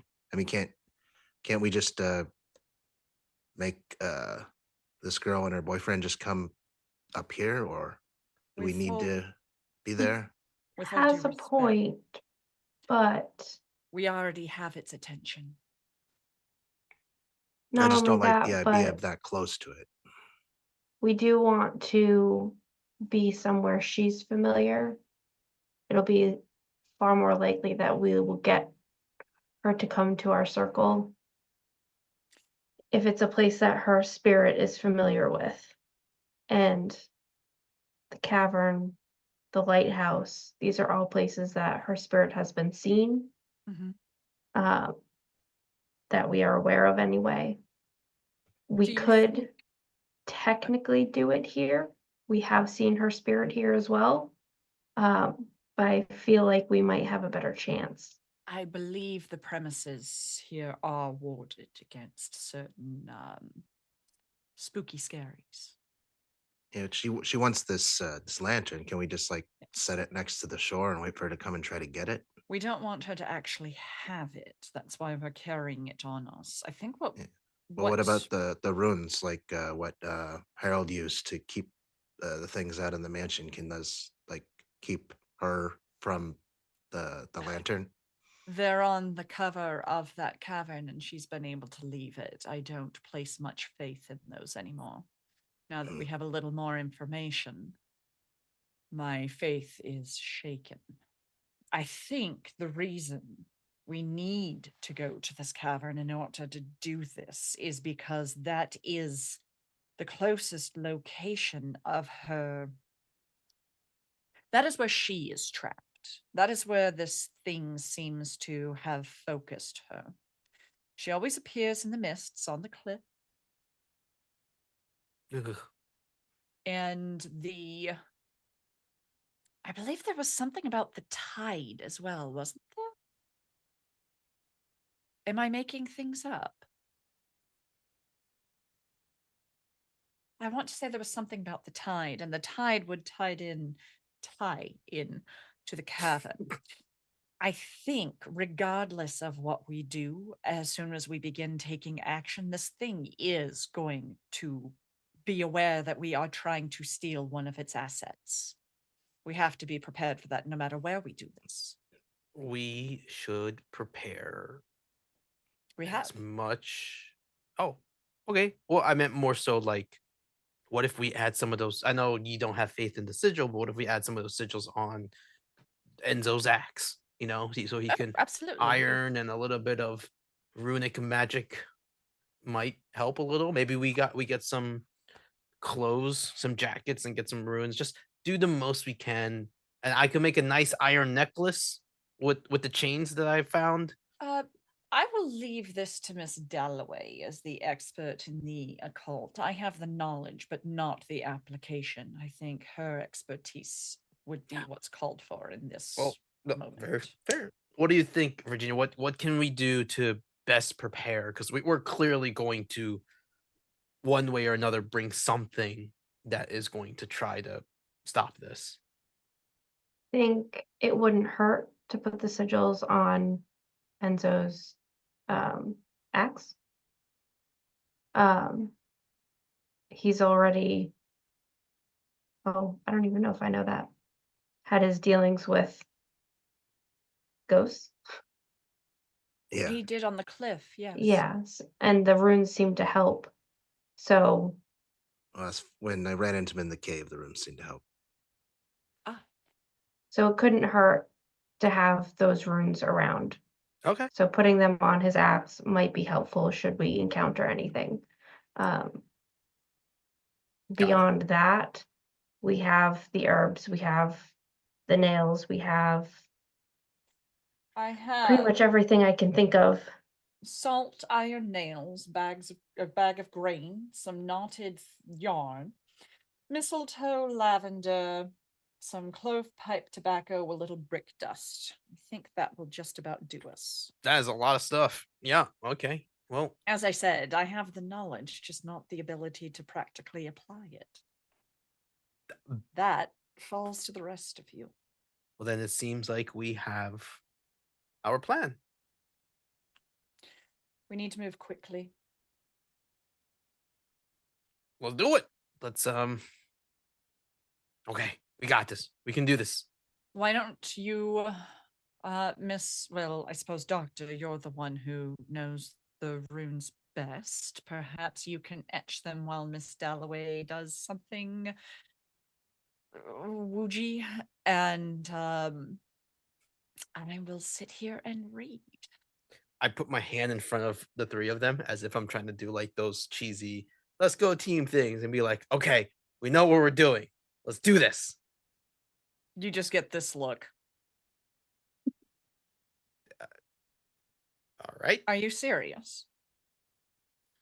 What are you doing?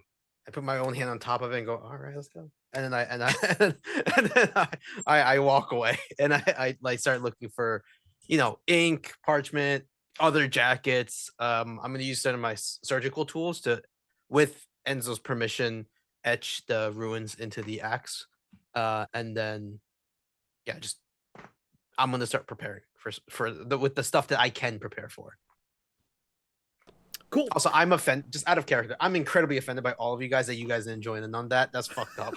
That's fucked I up. was just typing into chat. That was like such a MCU Guardians of the Galaxy moment. That's what I'm just kidding, by the way, just in case, because someone's gonna take it out of context. I'm not offended. It was a joke. It was one of those like everyone here knows who's in charge. It's me, right? Yes, of course. It's Yes, you. of course. Obviously. Okay, cool. So I'm gonna give you guys the floor here. You tell me what your montage looks like for this scene. Winifred is reading. Virginia, you are crafting or preparing something. Harold, you're carving. Enzoing. So you guys have full narrative control. What are you doing in this montage? I'll go first, I guess. I am actually going to change what I'm doing slightly. Go for it. Using Enzo's illustrations, I would like to pull out a slide rule and begin going through and making calculations about the cavern and which areas we should be looking at to do the seance. Ooh, the main cavern or the smaller cavern? That's what I'm trying to determine. Like, where in these illustrations, like laying them out so that they connect, which chamber is going to be ideal for doing this. Cool. Let me just That smaller one had a super low ceiling, right? It does. However, Winifred, you're still angry, so that works out in my favor. You begin slide rule. You have your Does it because it's assorted... learning, and I have the feat. It does. No roll needed. You have your scientific accoutrement as you are looking at these things. The answer to your question is the large cavern. However, the why is what your angry plays into. You do rough estimates based on the assumed sizes in Enzo's sketch on both of the artist renderings. The large cave, simple math. You have a rough estimate of the area in which you would need to be in to fit all four of you. You measure the smaller cavern. The numbers don't make sense. You measure it again, and the numbers are different than the first time. You measure it a third time, the numbers are different than the first and second time. A fourth time, some of the numbers match the first time, some of the numbers match the second time. Whatever you're doing, either you have forgotten how to use scientific implements, your slide rule is broken, your compass is broken, Enzo's a horrible artist, or there's something strange about this cavern. You cannot get its shape and size estimated out with any of the implements you have on your person. It's almost as though the dimensions on the paper are changing, which is impossible. Right. I'm going to be honest. Her first thought was to blame Enzo, but then when you pointed out that it could be something supernatural, logic kind of kicked in and was like, yeah, given what we're thinking is here, that's probably it, but I kind of still want to blame Enzo. You're right. I'd fess up to it. I'd be like, man, I am not an artist. I just imagine across the halls from when everyone's doing all this, you just hear what the grid. Damn it, Enzo! Take some art classes already. That's perfect. That's perfect. And that is my time. That is your montage, yeah. Virginia, Harold, and Enzo, what does your montage look like? Enzo's letting Harold do his thing with ice axe. Sitting down and probably just sipping on some strong whiskey to wait until everything gets down. That's fair. I do want courage. I do want to spend one little bit of like quiet moment alone with my memento to get rid of my angry condition. Absolutely, go for it. Just check off your memento. I don't think they actually check off, but it's once per day, so that's toast for now. Harold, what are you doing? So I'm laying out my tools as if I'm about to go into surgery, but it's all like the surgical tools with like carpenter tools a little bit with some paint and stuff. And then he's going to be just working on getting some like cloth. And he actually this time does it hopefully, unless you make me roll for it, but please God don't. Try to make the sigils correct and like as accurate as possible. He's gonna rip apart some of the talismans and like do it correctly, and also very using his precision, like etch the sigils onto wherever he can on the nails, whether it's on like the flat end or if he can carve it in some way. I don't know how thin this nail is. I'm picturing a railroad spike. That's what I'm picturing. Basically. So he's gonna do that to a couple of them, maybe like 3 or 4, but he has it all planned out and it's all like very meticulously like laid out. But I also want to take a moment to use my memento to remove one of my conditions. And it's like it's a fiddle, a small fiddle that he somehow magically has in his bag that never breaks or damaged, but it's kind of worn. But he doesn't play it because the strings are broken. It's a little bit smaller than the normal fiddle, almost looks like a fiddle for a kid. And he just kind of lays it down, and for a minute, like the noise and all of the stuff that's like rustling around him just dies down, and he kind of feels a sheet of gray kind of go over him, and he just kind of like all the color of the world like almost leaves, and the only thing that is radiating with color for him is this fiddle. And he kind of takes a minute to just like pick it up, look it around, doesn't play it, and then just smiles for a minute, and then places it back down, and then starts working on everything else, and then starts putting all the stuff together. Hell yeah. And lastly, Virginia, what does your montage look like? Virginia is going to be sitting on the floor in a kind of meditative state. Not quite praying, but not quite not praying. If that makes sense. And she's just going to be doing that for the time being. Okay. So you all have this montage as you have sort of scattered around, not the various rooms, but like the we'll say like probably the parlor, really, as you're all sort of scattered around the parlor.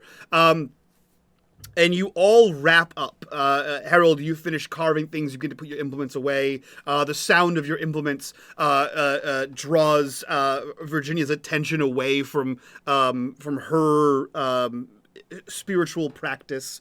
And so the clink of his glass as it hits the table, putting that down, draws Winifred's attention. And you guys all sort of realize that you have concluded your preparation for this. And all that's left is to go to the cave and do the deed. Off we go, off we go. We're ready. We're As ready. ready as we'll be. Then let's head out. Who's the first person to the door? Oh, that's just Enzo's job. He's always front and center. Enzo, you walk to the door with the confidence belying a man who punched a ghost. And through the glass on the side of the door, there's a coach. Sat in the driveway, waiting for you. Oh, fuck. Gonna question the coach driver. You step out. Everyone else, you see through the door that there is a coachman. Do you actually walk to the coach, Enzo, or do you just call out from the porch? No, I'm gonna walk over to him with ice axe in hand. Yeah. He sees you walking out, doesn't see the ice axe at first. You see him get down from the carriage, sort of like, pets the mane of the horse as he is crossing in front of them to open the door, and sees you brandishing a weapon, not quite brandishing, but holding. And he is given pause, and he looks to you and says, "Is everything all right, sir?" Just wondering why you're here. Who called you? Oh, we received a telegram earlier today to be here at this hour. Mr. Lane. Are you Mr. Lane? No. I'm Mrs. Lane. Thank you so much for coming. By all means. And he walks around and opens the door and, takes a second, but does offer a hand out. As though he's no longer sure what's happening? I walk forward confidently, take his hand, get in the carriage. Just acting like everything's fine. This is totally normal. I'm not freaking out at all. And Okay, where were you directed to take us? The docks, sir. I look over at Harold. You think this is Niles? I'm gonna be like, and I look over at Winifred as she just, I'm like, okay, we're doing it. And then I'm gonna be like, and I like walk up and I pat Enzo on the back, and I'm gonna be like, we're fucking doing it. And then I'm gonna walk into the carriage. I will say, if anyone cares enough to know the head butler's name, it is Lane. It's Niles Lane. Niles Lane, yeah. I don't know if your character would care. I looked it up earlier, I remember. Harold would be very like pushed back on this, but seeing Winifred go in, he's following the lead. So Harold follows the lead, but it's kind of like gesturing to Enzo, be the last one, like go last, like just in case. Please watch our backs. Yeah, please, because it's usually Winifred that watches our back, but you gotta watch her back for a minute, and then that's why Harold rushes up, and I'm like, Virginia, come on, there's a spot next to me, let's go. You will follow suit. The bench where the coachman sits to drive, is it wide enough for two people? It is. All right. Let's fucking go. I tell him I'm going to be riding on the bench up here. I have problem with small enclosed spaces. You don't mind, do you?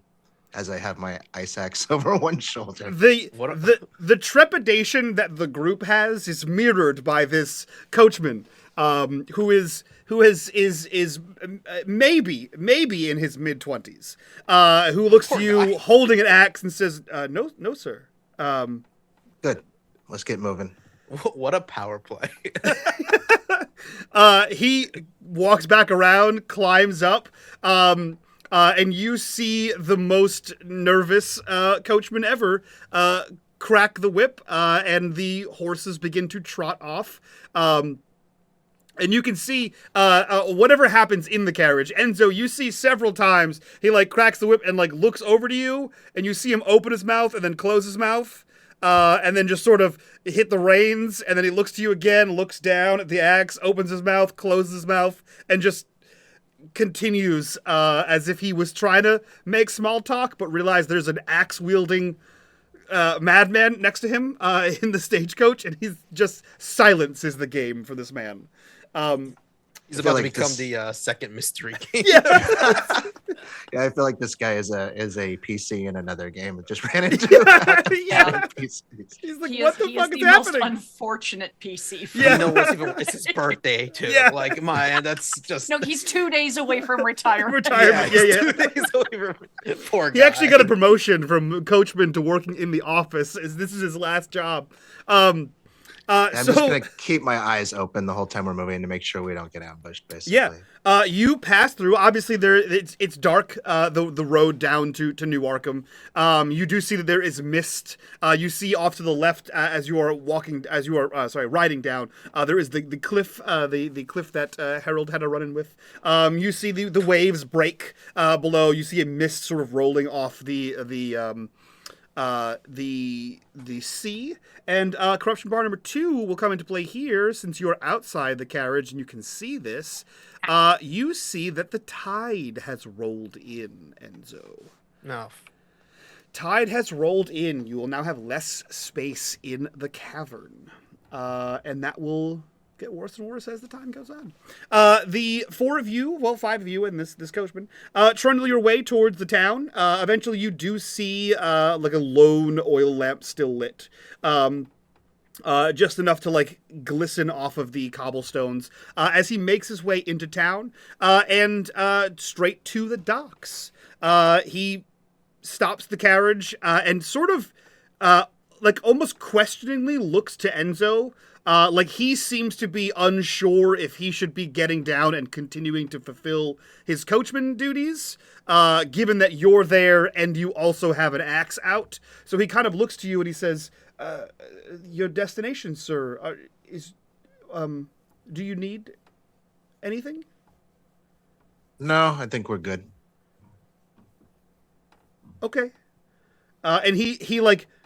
goes to reach over and begin to shimmy himself off, but like slowly and watching you. And if you don't move, he continues down, and you can hear a sigh of relief as he makes his way around the back of the cart to open the door, avoiding where you would. Yeah, avoiding where you would come down. He walks to the back of the carriage and opens it, kicks the stair down, and places a hand out for, frankly, at this point, whoever grabs it. I'm going to wait and go out last. Okay. I'll go off first. I'll go off first. Yeah.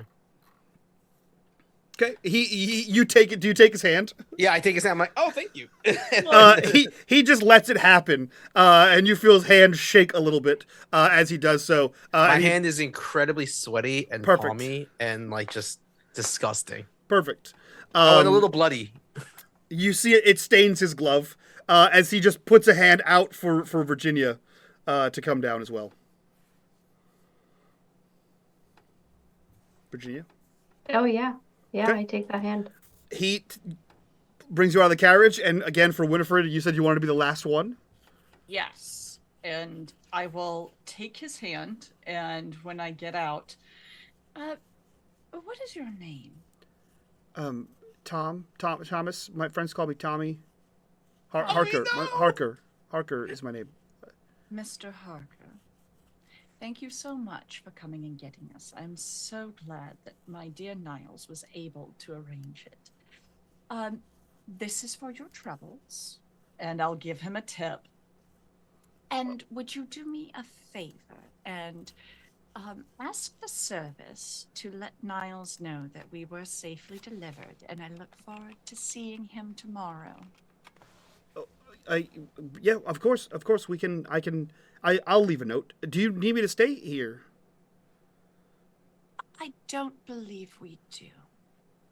We're going on an expedition. Great. Okay, you have the best of luck or time, whichever one you need. Both, honestly. Oh, okay. Take care of yourself, Thomas. Thank you, ma'am, Miss Niles. Okay. And he closes the door, and walks towards the front of the carriage. Does he bump into Enzo? No.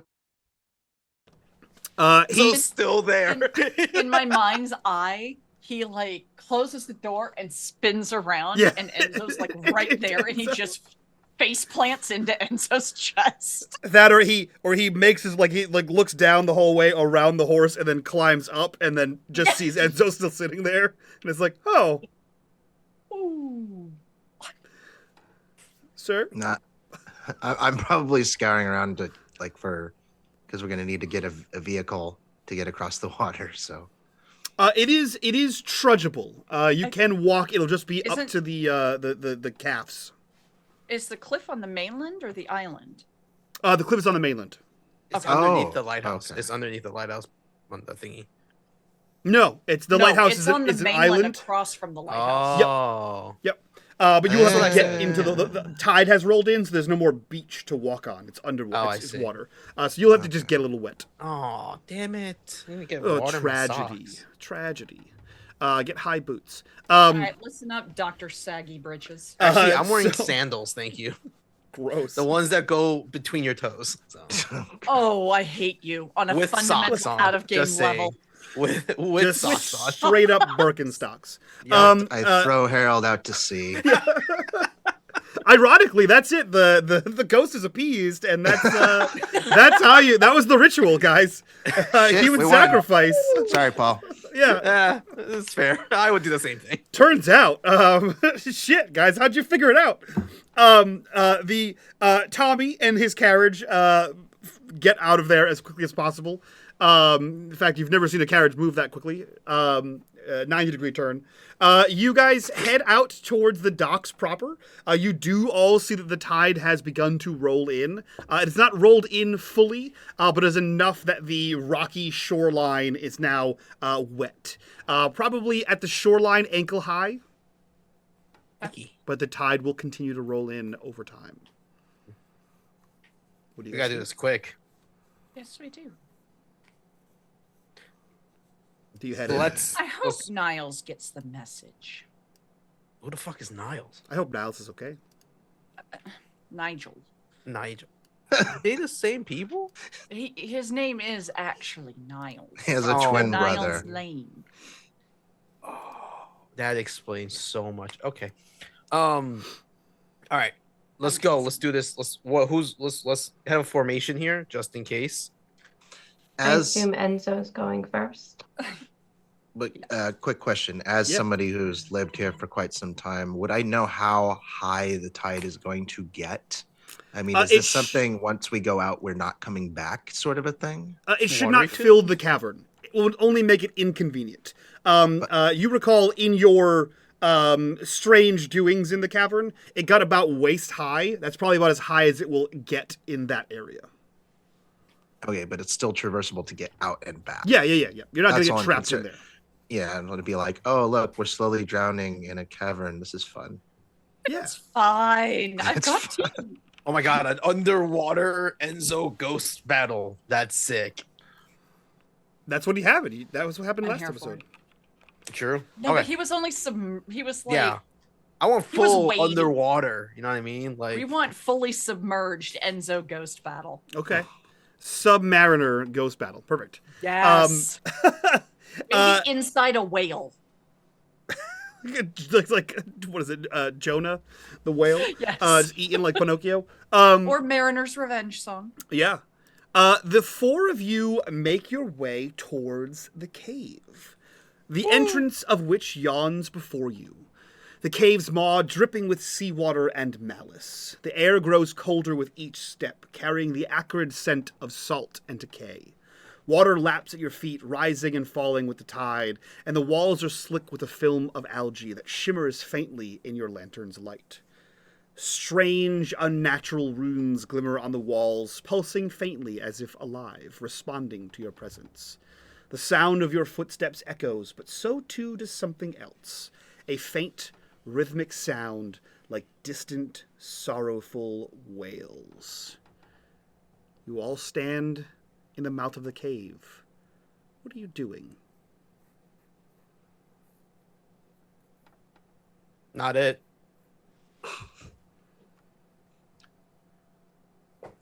We doing this? Time like the present. Oh, I don't All want right, to. let's get but going. Okay. Virginia. Oh, go ahead. Yeah. Virginia, you are the one who must cast, practice, perform this seance. What does it look like in your preparation? It looks a little different now that there's water, which is very inconvenient Oh, to what I had tragedy. planned. Are we in the main cavern? How high is the water? At this point, it's probably calf high.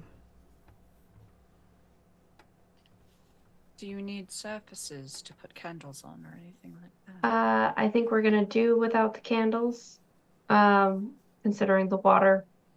I would like all of us to gather in a circle if we could, and hold hands. We have to close our eyes for this. You don't have to if you don't want to. Let's keep them open and everyone watch over the shoulder of the person opposite. Sounds good. Winifred, you've done this with me many a time. So if you Rather could tell you. stand by me, that would be spectacular. I will move next to her, and Winifred, for a moment, just looks at Virginia, and that sort of underlying rage that she's had ever since she punched through the window fades for just a moment as she looks at Virginia and gives her kind of a genuine smile of reassurance. Into the unknown once more. Here we go. And she holds her hand up. I'll stand next to Winifred. Yeah, the opposite. Yeah, next to Winifred, and then that way Enzo can be next to Virginia. She takes a moment, takes a deep breath, closes her eyes for just a second, and says out loud, "Spirits beyond the veil, we ask that you join us here today. The spirit of Martha, please come to us, communicate with us. We're here to learn from you. We're here to help you. Please join us today." And she says this over and over again until the energy builds up and hopefully something comes about this. Perfect. I believe you have a talent that comes into play here. I just need to remember what exactly it does. Let me see here. You have the medium talent, which I believe lets you perform the seances, but then terrible things can happen to you, which is my favorite part. She's a precious girl. That's cute. Our Virginia. You mean the one I've traumatized the most? Yes. She's the chew toy. We need to keep her around. You are the occultist. Medium. Let's see. What does medium do? Medium. You use observation. That was one of the questions I had. So you can go ahead and roll me observation. You can use observation to perform seances where you predict people's futures and contact the dead. Extra successes provide more information, prolong the contact, or cause spirits to materialize. On a failure, you are given inaccurate information, attacked, or suffer a condition. So go ahead and make me an observation check. I'm sure you'll be fine. Holy shit! She says no. She exercises the demons. Virginia says, "I own you." Wow. You just see See you that one win. coming. Pops up. The ghost actually No one summoned saw that me. one coming. Fatality. Okay, so here's how this starts off. Virginia, what is not only your desired outcome, what is the best outcome you were hoping for? The very best outcome that I'm hoping for is that Martha materializes. We maybe get some information from her about what's going on with this other entity, and then we're able to put her at rest. Knowing, Okay, you cool. know, That love doesn't and all happen, that. but we'll start there. You, inside the circle, everyone peering over the other's shoulders, looking for anything to happen. Virginia, you begin this chant, and perhaps it's one of those nervous things, right? Like an awkward slow clap. You can't just help but join in. You begin chanting this over and over again, and then it starts with like a mumble, and everyone sort of begins to sing along to the song, and moments go by, and I think, Virginia, you being focused on what your task is, you're probably looking over shoulders the least. What you see, however, you almost have to blink it away for a second. You see what at first you think is a small whirlpool forming in the center of all of you. The tide sort of rolls in and rolls out, and the four of you are acting as, buoys or obstacles for the tide to move around in. And in the center, there's a little bit of a swirl. And you quickly realize that it is not, in fact, a swirl. And there are actually 2 depressions in the water, which is also not possible. There's something standing in the center of your group. And as you continue your chant, the object, invisible as it is, begins to solidify and take shape. And the 2 holes in the water become one, and you see that there is a woman standing in front of you. She is, at this time, she's probably in her mid to late 50s. She is in a white dress, a white gown, a simple white gown, and you do see that there are bruises and lacerations on her arms, face, neck. Her hair is bedraggled, very knotted and wild. And you see that she is, in this moment, calm as she stands in the center of all four of you. Virginia, you are the first to notice it, but quickly the other three of you notice that you are not alone in this cave. Someone is standing inches from you as you are in a circle of hands. Someone is standing at most an arm's length in front of you, in front of all of you. As she turns, not quite twirling, but turning in the water and looking at the face of each of you. Virginia, this is your seance. What are you doing? Martha, Yes. is this your...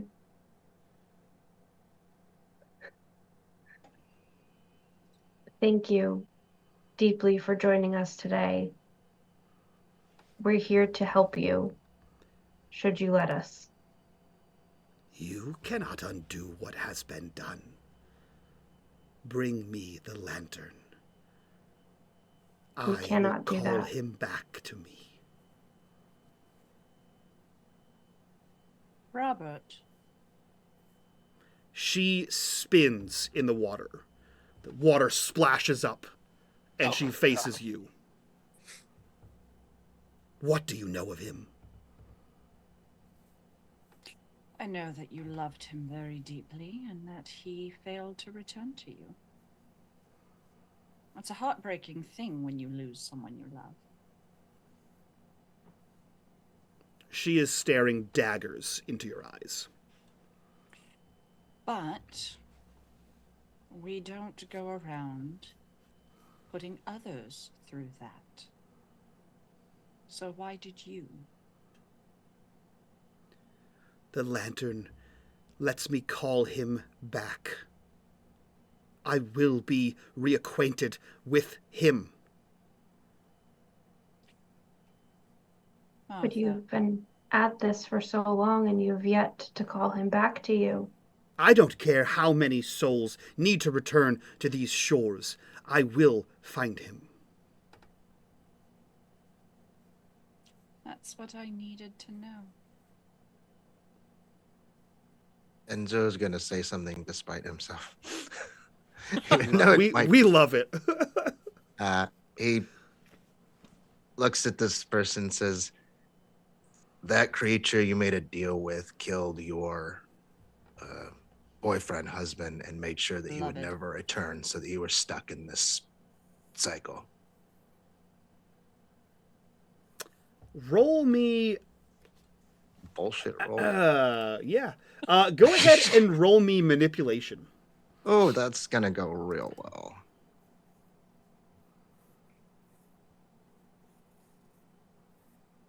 Hey! Ooh. Wow, you guys saved the good rolls. God's working. Again, similar reaction to Winifred. She turns in the water splashing around, and you see that she moves in this, not just turning, but she moves further from everyone and closer to Enzo. And you see her reaching a gnarled, waterlogged, pointed hand towards Enzo as she says, what do you know of the deal? Not much, but I know when someone's been fucked over. I know it involves a gaze, doesn't it? You see her look over her shoulder at you, hand still sort of poised at Enzo, but she looks over the shoulder at you, and she says, the entity did not have a name. What did it have? The ability to help me. Did it, or did it have the ability to tell you it could help you? It gave me the lantern. The lantern draws them near. It will return, my Robert. Martha, I want you to meet Mrs. Dalloway. If there's anyone who can reach your beloved, she would be the one to do it.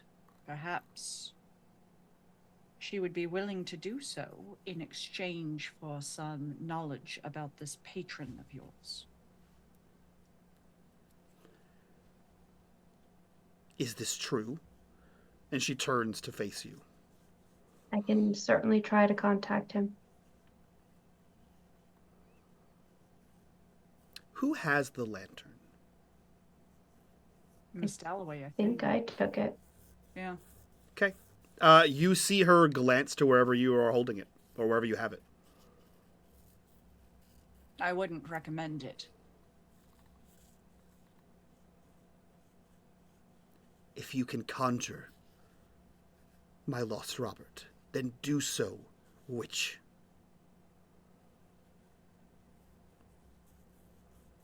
You will Take- refer to her as Miss Dalloway, It's okay, Winifred. It's or okay. nothing shall be done. The I niceties think we're must be beyond observed. formalities. They must be observed, or else we plunge into chaos. You will show her respect. She turns to you again with that same, vitriol. And she looks to you and she says, "And you will speak in gasps and bubbles when I'm done. Conjure him, witch!" And it will not change your predicament. Virginia?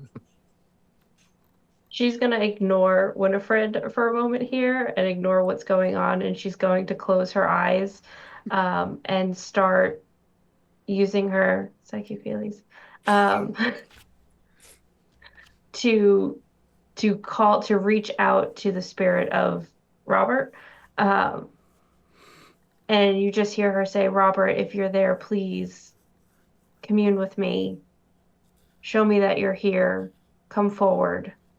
And she's just going to keep repeating that, hoping to draw his energy in. Winifred has. This is out of character. We had a journal of Robert's, did we not? Yes. Yeah. And who's holding it? Winifred would Okay. have those on her. Sorry, I forgot my own name for a minute. Harold is going to nudge Winifred, be like, "The journal. Give her the journal." Winifred is going to not break eyesight of Martha, except to occasionally glance over her shoulder to make sure nothing's coming up behind Enzo. But she'll reach into her bag and begin pulling out books and glancing down for a moment until she comes to the journal. And she just directly holds it out to Miss Dalloway. Virginia takes it, holds it close to her, continuing the same rant. Good idea, Doctor. Cool. I'm going to give you a choice here, Cinda. You get a bonus of 1 for having the journal. Because you have rolled a 4 on Martha, I will let you choose up to 3 of those successes to apply to the roll to find Robert. Ooh. However, each one you use weakens your hold on Martha.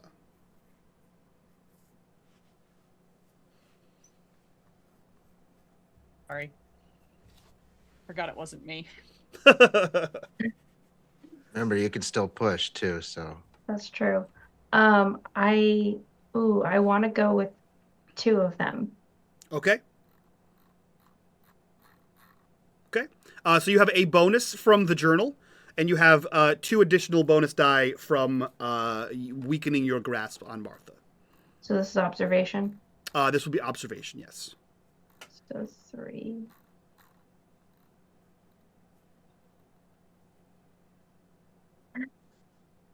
I'm gonna push. Okay. Damn straight you are. You, Yeah, you are. you re-roll that whole roll with all the bonus dice, and then after you're done, you take a condition. Oh, it's after? Mm-hmm. Yay! I'm an idiot. I've been doing it before. It's after, yeah. You're so pretty. It's not a bastard game where it's like Damn. get fucked. Oh, fuck me, dude. This entire time I've been doing it before. I'm so sorry. I love that so for you. Okay. I love that for you. Yes, success! Okay. Winifred, as you look over the shoulders, Harold, Enzo, etc., as you look over the shoulders of your companions, you see the bedraggled and enraged Martha in the middle, sort of looking back and forth between all of you, focusing on Virginia as she calls out to her lost love. And so you see a familiar sight at this point, unfortunately. Harold, Winifred, this is your first time seeing it. The mouth of the cave. There's a presence there. And then another. And then another. And then 6, 12, more. And soon you can't see the horizon glowing past your lantern. You just see the ghostly visages of many dead sailors, all standing in the mouth of the cave, all looking somewhere between afraid and anger. I am going to pull a sprig of lavender out and just tuck it behind Virginia's ear, because lavender is a flower in Victorian flower language of attracting love. I'm gonna say something here because I missed it the first time, and that's on me. Do you break hands? Oh no, that's right. We're holding hands. No, I would not. I missed it on the journal. That's on me. I'm not gonna. The book, though. I missed it on the journal. I'll take the L on that one. But okay. But I did notice it this time. I have done seances with her previously, so yes. Would it be fair that I would know that? Yeah. For sure, you would know that. And I missed the journal, so we'll pretend that didn't happen. Okay. So you see these, and your instinct to be protective does sort of come over you. And you see someone pushing through the sailors here. And a man, old, Harold old, long-lived, full life, joy on his face, concern as he makes his way through the crowd. Virginia, you see a man who is seemingly responding to your call. He is confused. Robert, is that you? Yes. I'm here with Martha. She wishes to commune with you. Martha? Martha who?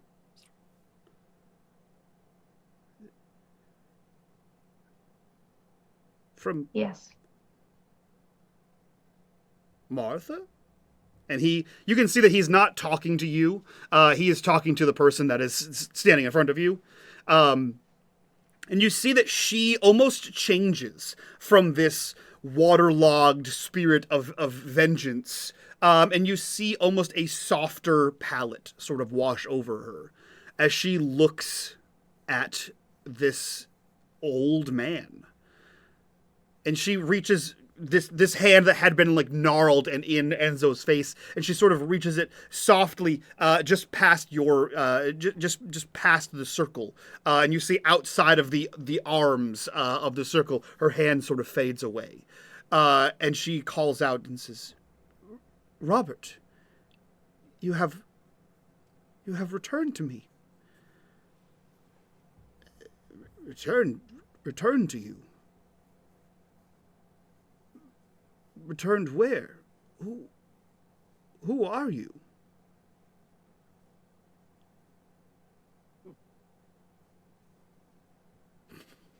The faces on everyone. I'm so sorry. Harold's gonna be like, "Oh shit! You got the wrong Robert. You got the wrong man. You called for Eddie Robert." No.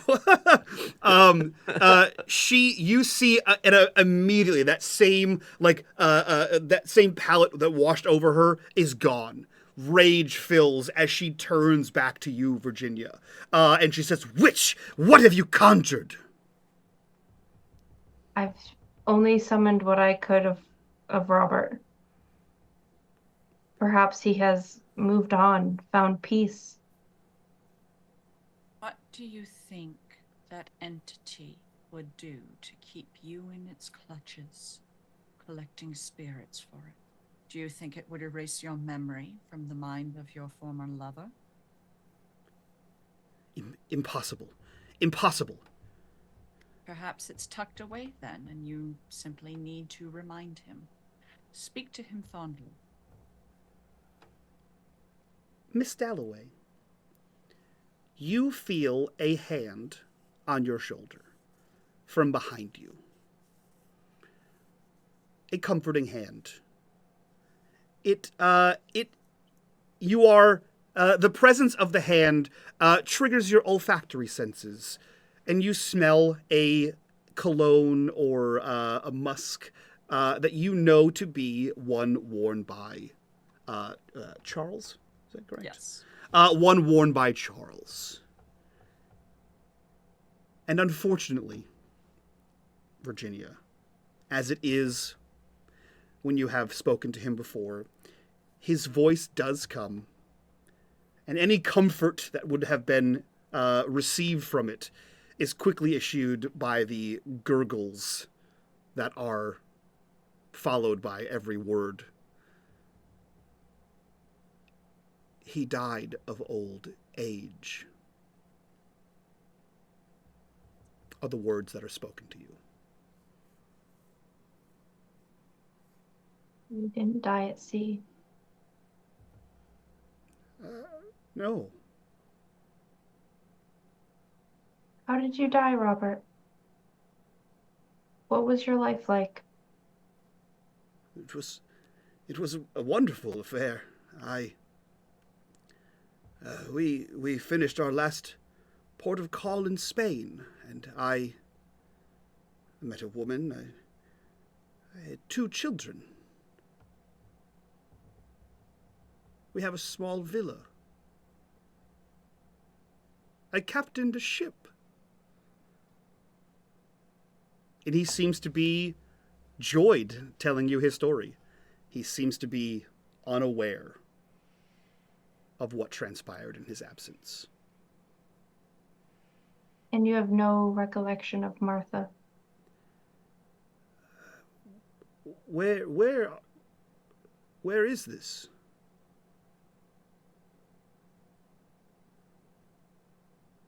New Arkham?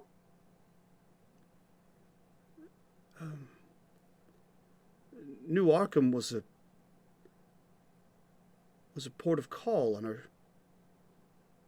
our ship. Our ship had run aground. There was a distress. Many of us were rescued by one of the sister ships. I haven't been in New Arkham in decades. Ask him if he remembers a young woman in the port that he had a fondness for. Do you remember there being a young woman named Martha? Perhaps there was a fondness there.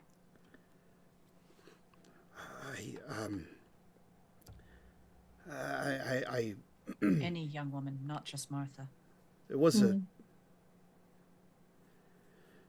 I don't mean to speak ill of anyone. There was a minor dalliance with a lighthouse keeper's daughter.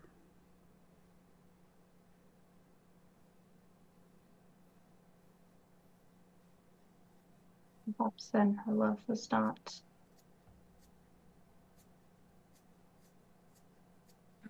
Who's good Accepted. at determining people's veracity? Doctor, can you read people? Yeah, I can. What? I'm Does not gonna. he genuinely not have any feeling for this girl, or is there something missing? I'm gonna look over towards Robert. I've been paying attention to kind of like the interaction. Would I feel like it'd be a little hard, but I want to clock when he was talking about his happy life as the baseline, and then compare that to when he was asked about Martha, and then just with the two comparisons, would I be able to tell if this is genuine or if it's any kind of resentment or remorse or any kind of emotion tied to what he's saying? Roll me empathy, roll me manipulation with a bonus of 1. Oh, how generous of you. Okay. Okay. Yes. Fuck you, roll 20. You get the vibe. He has a vague recollection of what in our modern day would call a situationship. He was traveling, he's a sailor in a port of call. A woman fancied him. Letters were exchanged.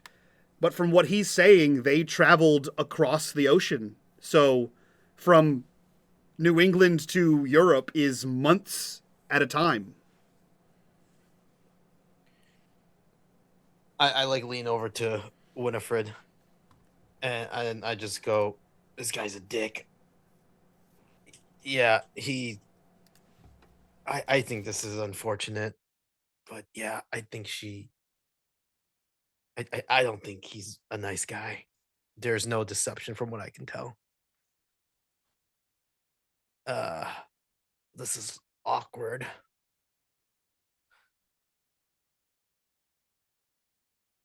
Virginia's going to turn her attention back to Martha, who I'm assuming has heard all of this, just to gauge what her reaction is currently. Somewhere between dumbfounded and enraged. You know that anger where you just sort of like pace and gesture at things? That's kind of where she is. I'm so sorry, Martha. This wasn't the outcome you wanted, but this is the reality.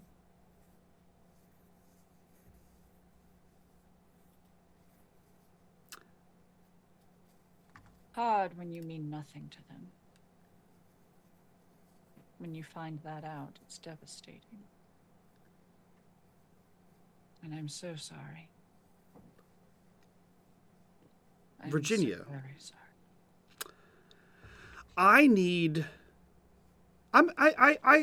Let me hear your reaction before I request a roll from you. Another corruption bar comes into play here. With supernatural speed and strength, Martha lunges at you, grabbing wildly for wherever you have the lantern. How do you react? You know that breaking the circle could be detrimental.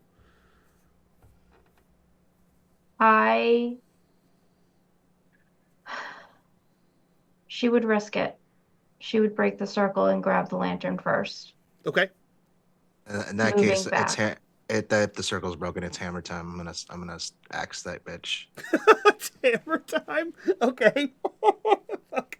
All right. First, Jesus. Virginia, you grab the lantern. You break the circle. You grab the lantern. What are you doing with it? I have it like tucked behind me, and I move as far back as I can.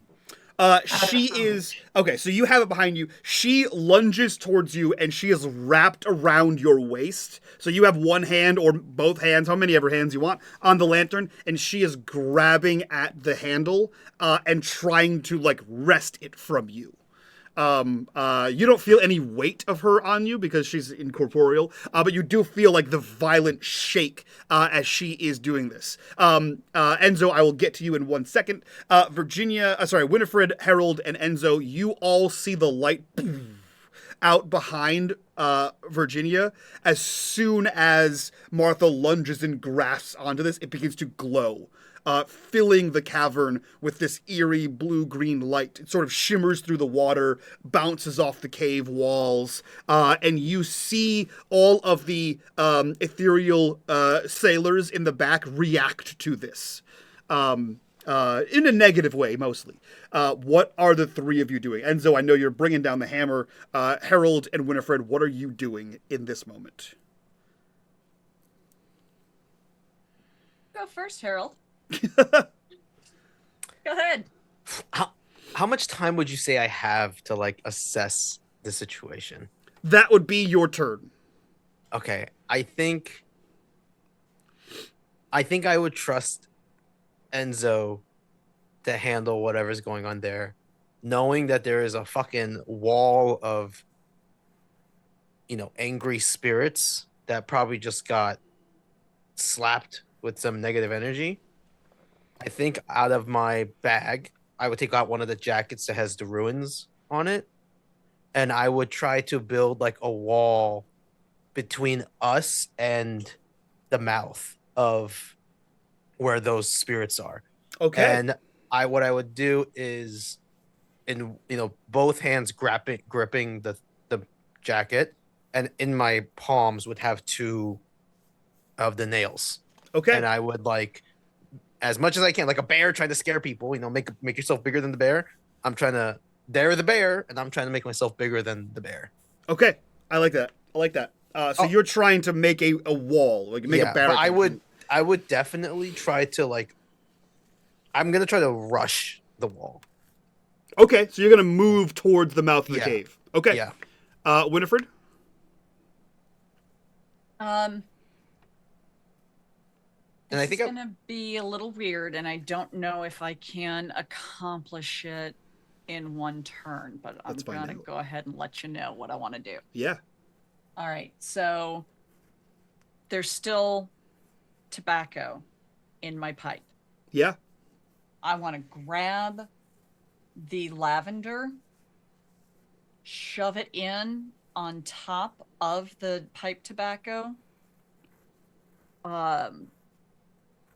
light it, take a puff, and blow it at the spirit, because one of the other things lavender does is it is a ward against evil spirits. What the fuck? Yeah. Okay, cool. I will say you can do everything in this quick snap decision. You can do everything but blow the smoke. So you can get everything in there. You're lighting it. You're puffing. Perfect. Enzo, here's why you went last. 0 successes. You will hit Virginia. Roll for your weapon. Nice. What do you roll for that? Is that close combat or? Yes. It is close combat. I couldn't find anything quick enough here to discover whether I got any bonus dice or not, though. You'll get a bonus dice from Harold's runecraft on there. Okay. Let's go, Kratos.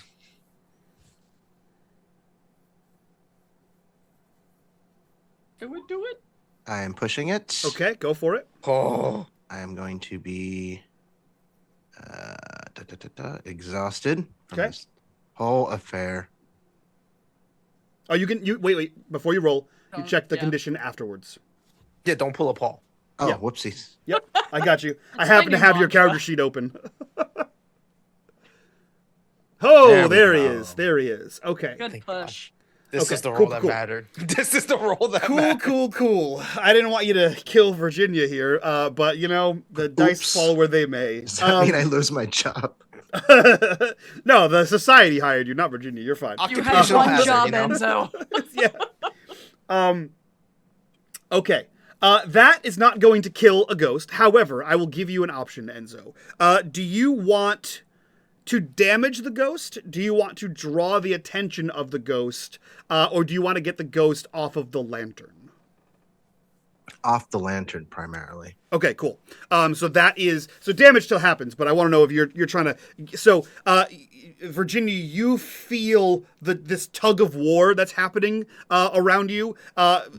Release. You feel the pressure release on the lantern as you see Enzo cleave into the back, excuse me, of this ghost. You see Harold is like sprinting through the water that's like knee high. You see him have his blanket out with nails in his arm, and you see Winifred is quickly packing something into her pipe as this happens. The pressure releases. Winifred, Virginia, what are you doing in this moment right now? Virginia grabs the lantern and she's looking at it and she's looking up at her friends and she's looking at the spirit, and the only thing going through her mind right now is break it. What do you And do? she's taking this moment to contemplate whether or not she should follow that instinct. And she's looking to her friends for guidance and she's not sure what to do. Intrusive thoughts, intrusive thoughts, intrusive thoughts. Yeah. Virginia, unfortunately, I need your reaction. Your friends are busy doing their things. You see that Winifred is not quite in a panic, but in a measured move, doing something that she thinks is going to help you. You see Harold, you don't even see him anymore. He's gone past you. He is now behind you, facing the mouth of the cave. And Enzo is clearly in the throes of combat with the ghost. No one is making enough eye contact with you to give you the hint on what you need to do in this moment. What do your instincts tell you? I am going to, in this very quick second, speak to Charles whether or not he can hear me or whether or not he will answer me. Charles, please, if you can hear me, guide me. Show me that I'm making the right choice. You get no response from Charles. Oh, you are such a bitch. Now, I'm gonna break the damn thing. Let's go. That was one more corruption bar. No. The light made Charles go bye-bye. How do you break it? I turn either to the nearest rock or the wall behind me and I just smash it. Okay. You hurl this thing towards the wall, smashing glass shatters. An almost an explosion from this lantern, far more powerful than anything should be from a simple oil lantern. Light fills the cavern, and you hear, "No!" from Martha. Harold, the feeling you felt in the house, almost like a vacuum, the air leaving the lungs of someone stabbed in the chest. You feel that here in the cavern. Something broke. And you feel a rush of air past you as you hold this blanket out. And you see dozens, hundreds of this blue-green sailors rush past you, unabated by your blanket and or iron spikes, and surge towards your group.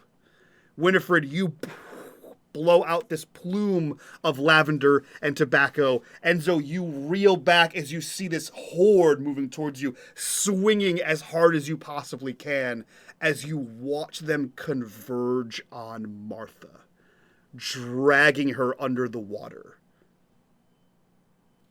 And as idly as her threat was, the last thing you hear is gasps and bubbles. And the cave quiets. And the four of you stand in a rising tide, hearing the lapping of water echoing off the cave walls.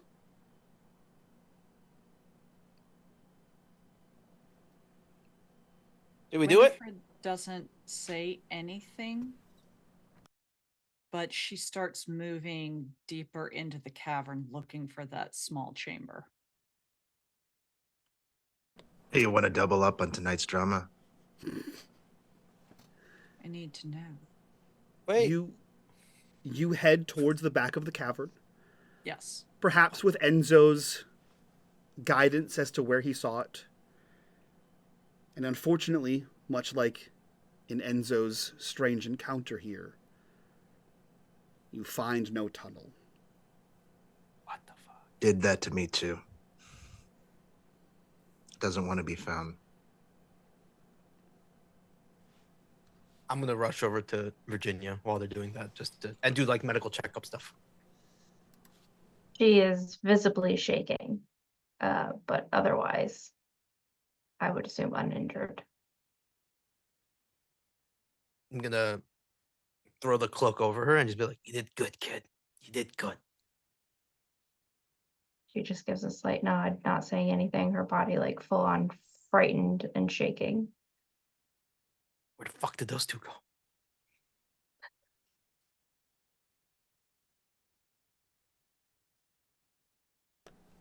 You're muted. Harold, you hear a gentle sloshing that sort of sticks out over the lapping of the water on the edges of the cave. And as you are tending to Virginia, you're the first to see it. A weathered old man in that incorporeal blue-green walks over with a sad confusion that, Harold, you know a little too well, perhaps. And he looks to the two of you. And as far as you can tell, Harold, he genuinely says, I am sorry, as he fades away. Dick. Can we go sleep now? Please. Right, to see what others cannot see, I suppose.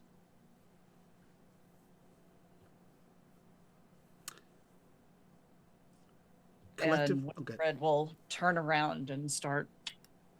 She'll actually reach out and just kind of put a hand on Enzo's shoulder and just give it a little, just the lightest squeeze.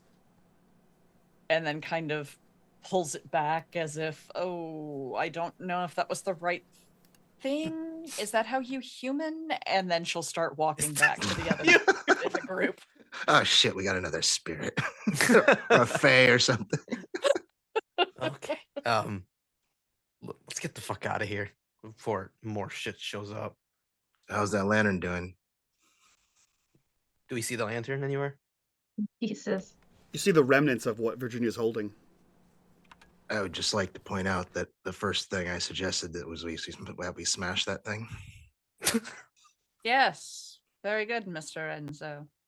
Mm-hmm. All right. You all along. Sometimes smashing things is the correct option. Just like one big happy family. And I'm gonna start picking up the other pieces and like open up my bag to be like, why don't you throw that in here, Virginia? I'm sure you don't want to carry that anymore. I'm going to put whatever pieces I have left into your bag. Yeah. Okay. Let's get the fuck out. Collectively, the four of you have broken the curse of the Lantern Bearer, who was in fact a woman in white. Is the specific? Oh, is that the Vaesen? The specific type of Vaesen, a woman's a woman scorned is a woman in white, a common ghost trope.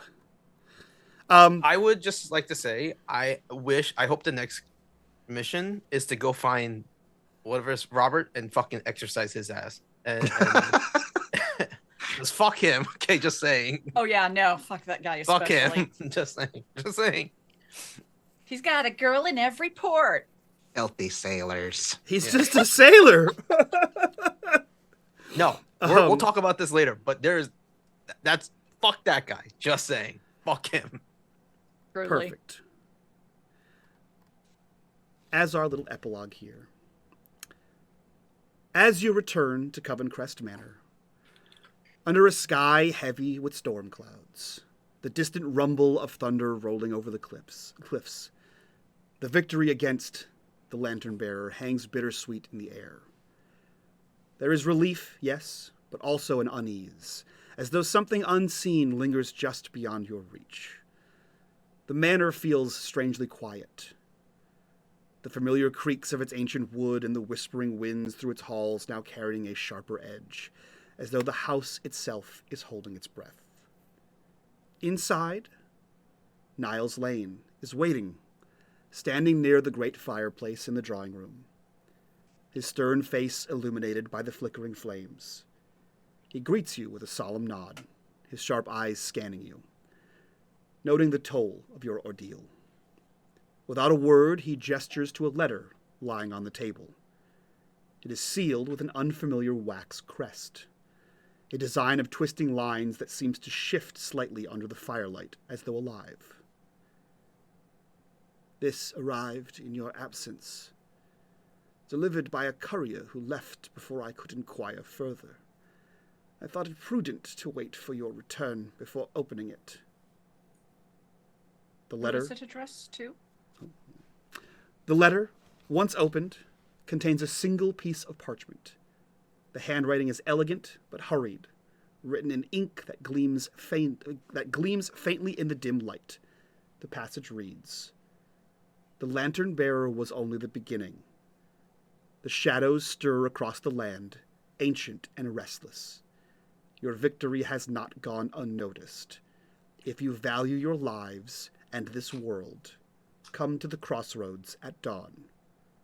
The letter is unsigned, but beneath the message is a symbol, a unicursal hexagram, encircled by cryptic runes that seem almost familiar.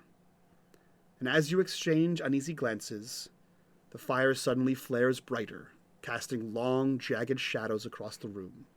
For a moment, the symbol on the letter seems to pulse faintly, like a heartbeat, before the flames settle once more. Niles clears his throat, fixes his gaze upon you, and says, "It seems, my friends, that your work is far from over."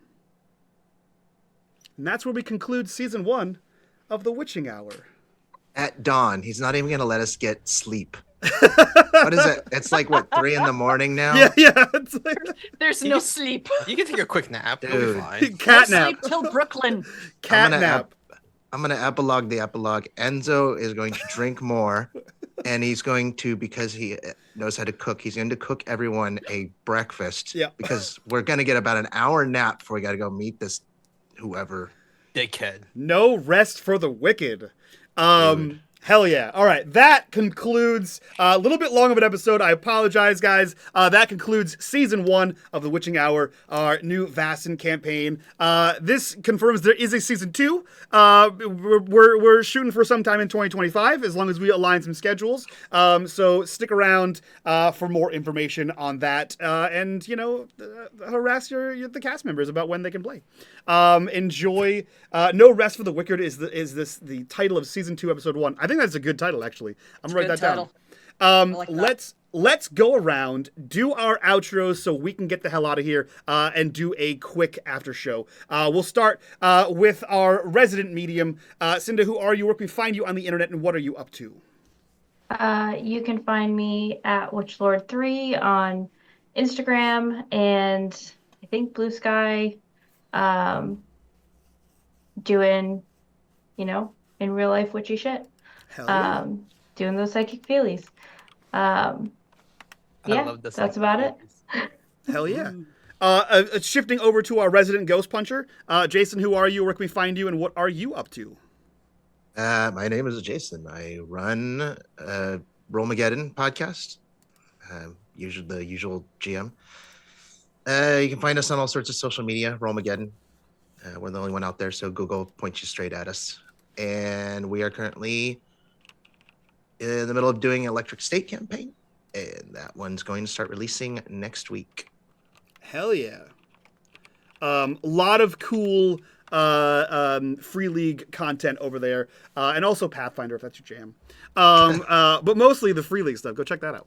And some other new stuff. Raven is a new one that recently came out. So definitely go check that out. A lot of fun, a lot of cool shit. And they actually ran one of our modules in Tales from the Loop over there. So go check that out. Oh yeah, we're actually I'm in the middle of processing that one, so we can run the next one, the laser tag, birthday bash. Birthday bash. Yeah. Hell yeah. That's dope. Yep. Dope. Let's see here. Our resident barrier against the forces of undead. Paul, who are you? Where can we find you on the internet, and what are you up to? Hello, my name is Paul. You can find me at Inuit123 across everything. Yeah,